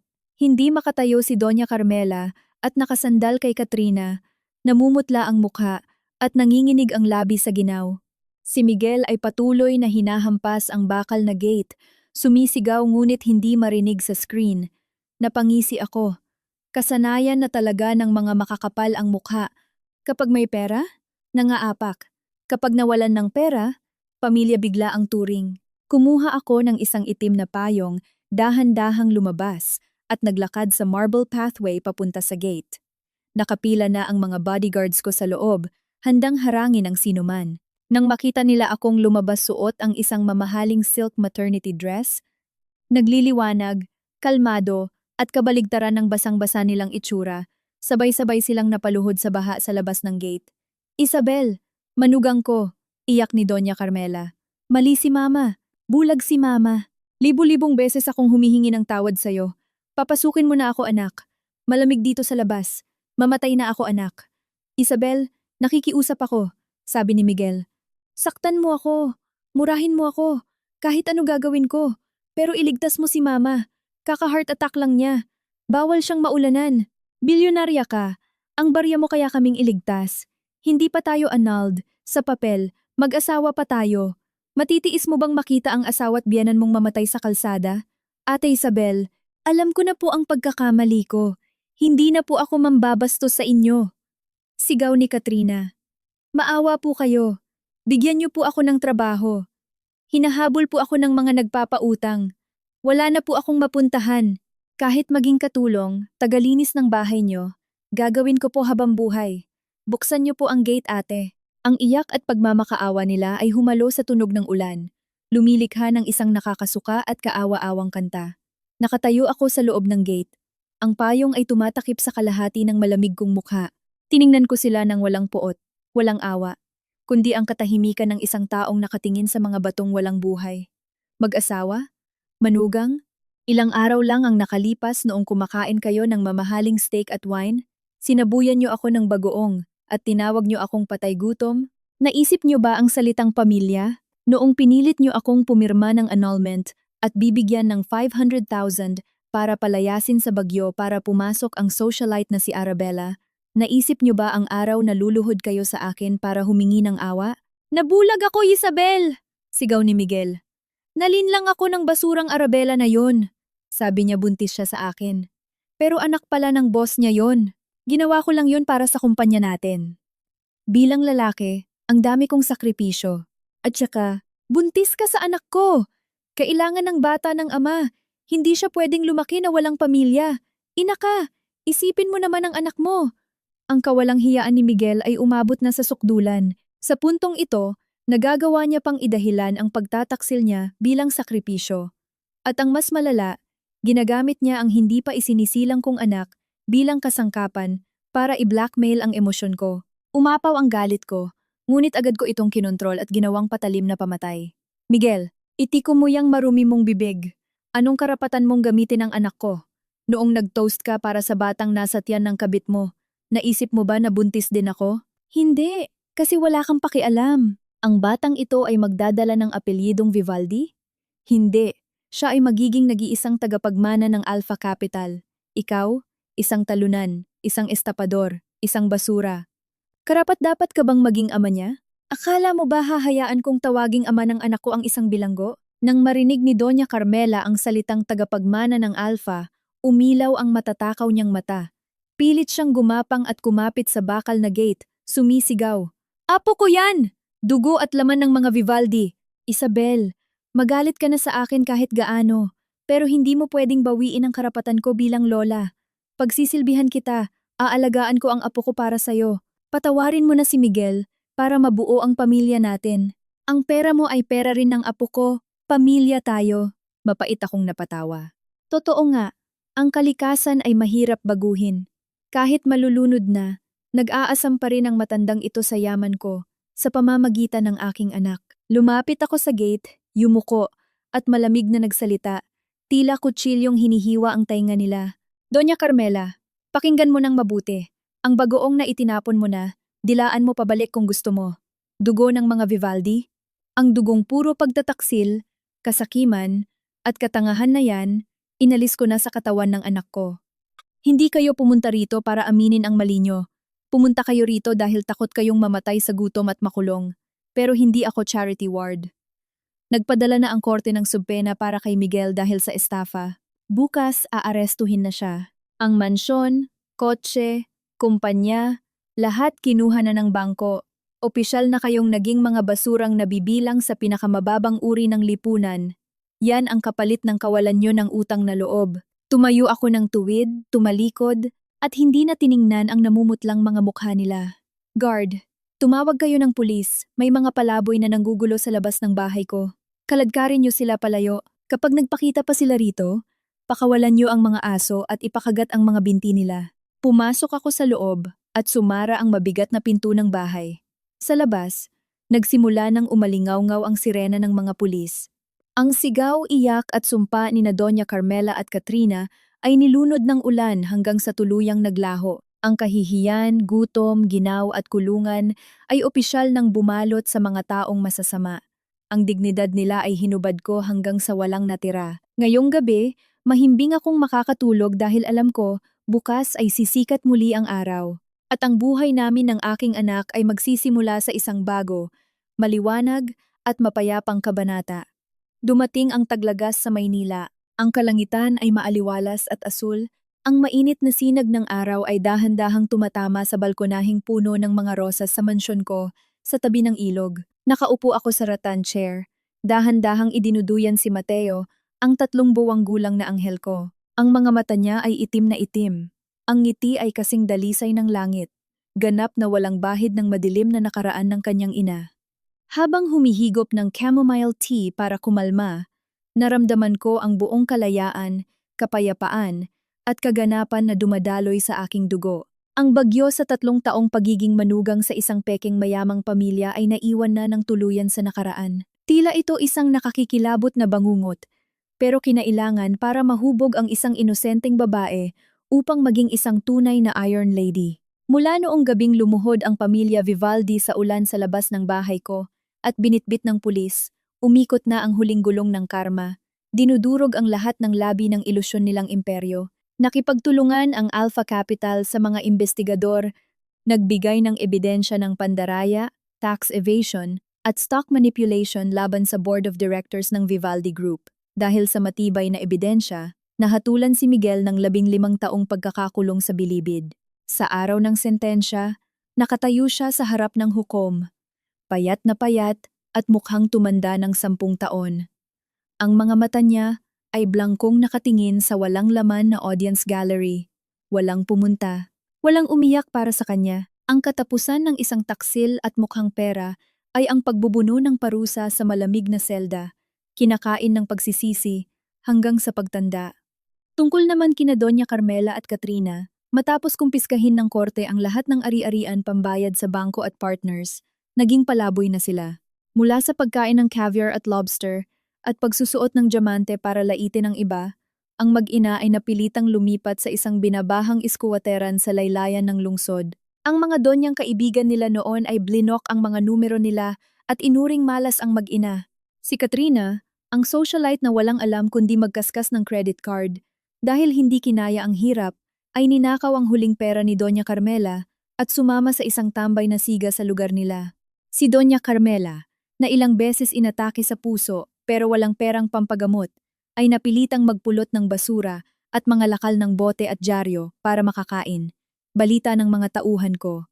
Minsan daw ay may nakikita silang baliw na matandang babaeng may hawak na basag na mangkok, bumubulong at isinusumpa ang manugang niyang si Isabel na nagnakaw daw ng kastilyo niya, ngunit wala na akong pakialam. Kung anong itinanim, siyang aanihin. Iyan ang batas ng kalikasan. Sa akin naman, matapos walisin ang lahat ng kalat ng Vivaldi Group, umatras ako sa background. Ibinigay ang direktang pamamahala ng Alpha kay Peter at sa executive team. Ginugol ko ang 9 na buwan at disaraw ng aking pagbubuntis sa ilalim ng world-class medical care. Namumuhay na parang tunay na reyna, ngunit hindi ito para magyabang, kundi nasa kapayapaan at karunungan. Ginamit ko ang bahagi ng malaking kita mula sa investment funds para magtayo ng mga foundation at shelter na sumusuporta sa mga single mothers at mga inabandonang ulila. Gusto kong gamitin ang kapangyarihan ng pera para lumikha ng totoong makataong halaga, hindi para tapakan ang dignidad ng ibang tao tulad ng ginawa ng mga Vivaldi. Habang nakaupo sa balkonaheng dinadaanan ng hangin, pinapanood ko ang abalang Metro Manila sa ibaba. Ang isip ko ay wala ng puwang para sa anino ni Miguel, at wala ring kahit anong kayabangan sa pagbagsak ni Doña Carmela at ng hipag ko. Ang natira na lamang ay pakiramdam ng kagaanan at kalaliman. Sabi nila, ang pinakamasakit na pagganti ay ang pagiging malupit sa kanila. Ngunit nang makarating ako sa dulo ng sakit, nalaman kong ang pinakamataas na uri ng paghihiganti ay ang pag-let go. Binitawan ko sila hindi, dahil napatawad ko na sila. Binitawan ko sila para palayain ang sarili ko, para walisin ang mga abo ng isang nabubulok na tadhana, at ibalik sa kaluluwa ko ang isang malinis na lupa kung saan tutubo ang bagong kapayapaan. Sa mga kaibigan, lalo na sa mga kababaihan na tahimik na nagbabasa ng kwentong ito ngayong gabi, Mula sa sarili kong dugo at buhay, gusto kong mag-iwan ng isang mensahe ng paggising. Tayo, mga babae, ay ipinanganak na may mabuting puso at likas na handang magsakripisyo nang walang hinihinging kapalit. Ngunit pakiusap, huwag na huwag niyong ibababa ang inyong buhay, dignidad, at halaga para lang iangat ang isang lalaki. Ang bulag na pagtitiis at palihim na sakripisyo ay hindi kailanman magbubuo ng isang masayang pamilya. Nagsisilbi lang itong pataba para lalong lumaki ang kayabangan at kawalan ng utang na loob ng mga linta. Huwag na huwag kayong maniniwala sa linyang, dito ka lang sa bahay. Maging mabait ka, at ako na ang bahala sa mundo mo. Dahil kapag dumating ang bagyo, malaki ang posibilidad na ang mismong taong nangako sa iyo niyan ang siya ring magdadala ng bagyo at nakahandang itulak ka sa putikan para lang protektahan ang kanyang sarili. Ang pinakamatulis na sandata ng isang babae ay hindi ang kanyang nakakaawang luha, hindi rin ang kagandahang kumukupas, kundi ang kanyang talino at absolutong kalayaang pinansyal. Hindi mabibili ng pera ang tunay na pag-ibig, pero ang perang pinaghirapan mo mula sa pawis at utak mo ay makakabili ng respeto, ng karapatang maging kontrolado ang sarili mong buhay at ng absolutong kaligtasan para sa mga anak mo. Kapag may pera ka at may paninindigan, kapag may nagsaboy sa iyo ng maruming tubig, hindi mo kailangang lumuhod at umiyak para magmakaawa. Pwede mong gamitin ang sarili mong bundok ng kapangyarihan para durugin ang kayabangan nila, saka ka maglakad palayo ng nakataas ang noo. Huwag na huwag maging isang baging na nakakapit lang sa isang malaking puno, dahil kapag natumba ang puno, mamatay kang kasama ng mga guho. Maging isang puno kang nakatayo sa sarili nitong mga ugat. Umaabot ang mga sanga sa araw. Kung ang lalaki sa tabi mo ay karapat-dapat, 2 puno kayong lilikha ng isang gubat. Kung tumalikod at nagtaksil siya, buong tapang ka pa ring nakatayo, nagniningning, at hindi kailanman kayang pabagsakin. Ang buhay ay puno ng mga pagpili at pagsubok. Ang trahedya ay hindi dumarating para patayin tayo. Dumarating ito para subukan kung hanggang saan ang kakayahan nating bumangon. Kung nasa pinakailalim ka ng kawalan ng pag-asa, kung katataksil lang sa'yo, kung kinuha ang tiwala mo, o nagtitiis ka sa isang toxic na pagsasama, huwag kang susuko. Umiyak ka ng malakas ngayong gabi kung kailangan.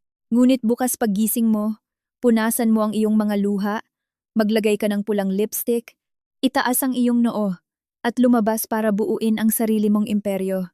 Ang pinakamalupit na paghihiganti ay hindi ang pagpatay sa iba, kundi ang mabuhay ka ng napakaliwanag, matagumpay, at payapa hanggang sa puntong ang mga taong tumalikod sa iyo ay wala ng karapatang tumayo sa parehong antas mo habang buhay. Isang pinto ang sumara, ngunit siguradong isang mas maliwanag na kalangitan ang magbubukas. Dalangin ko para sa lahat ng kababaihan, na palaging maging matatag ang inyong mga paa sa lupa. May malamig na isipan sa gitna ng bagyo, at may pusong sapat ang init para pagalingin ang sarili. Tandaan, kahit gumuho ang langit ngayon, bukas ay sisikat pa rin ang araw mula mismo sa lugar kung saan ka matapang na bumangon.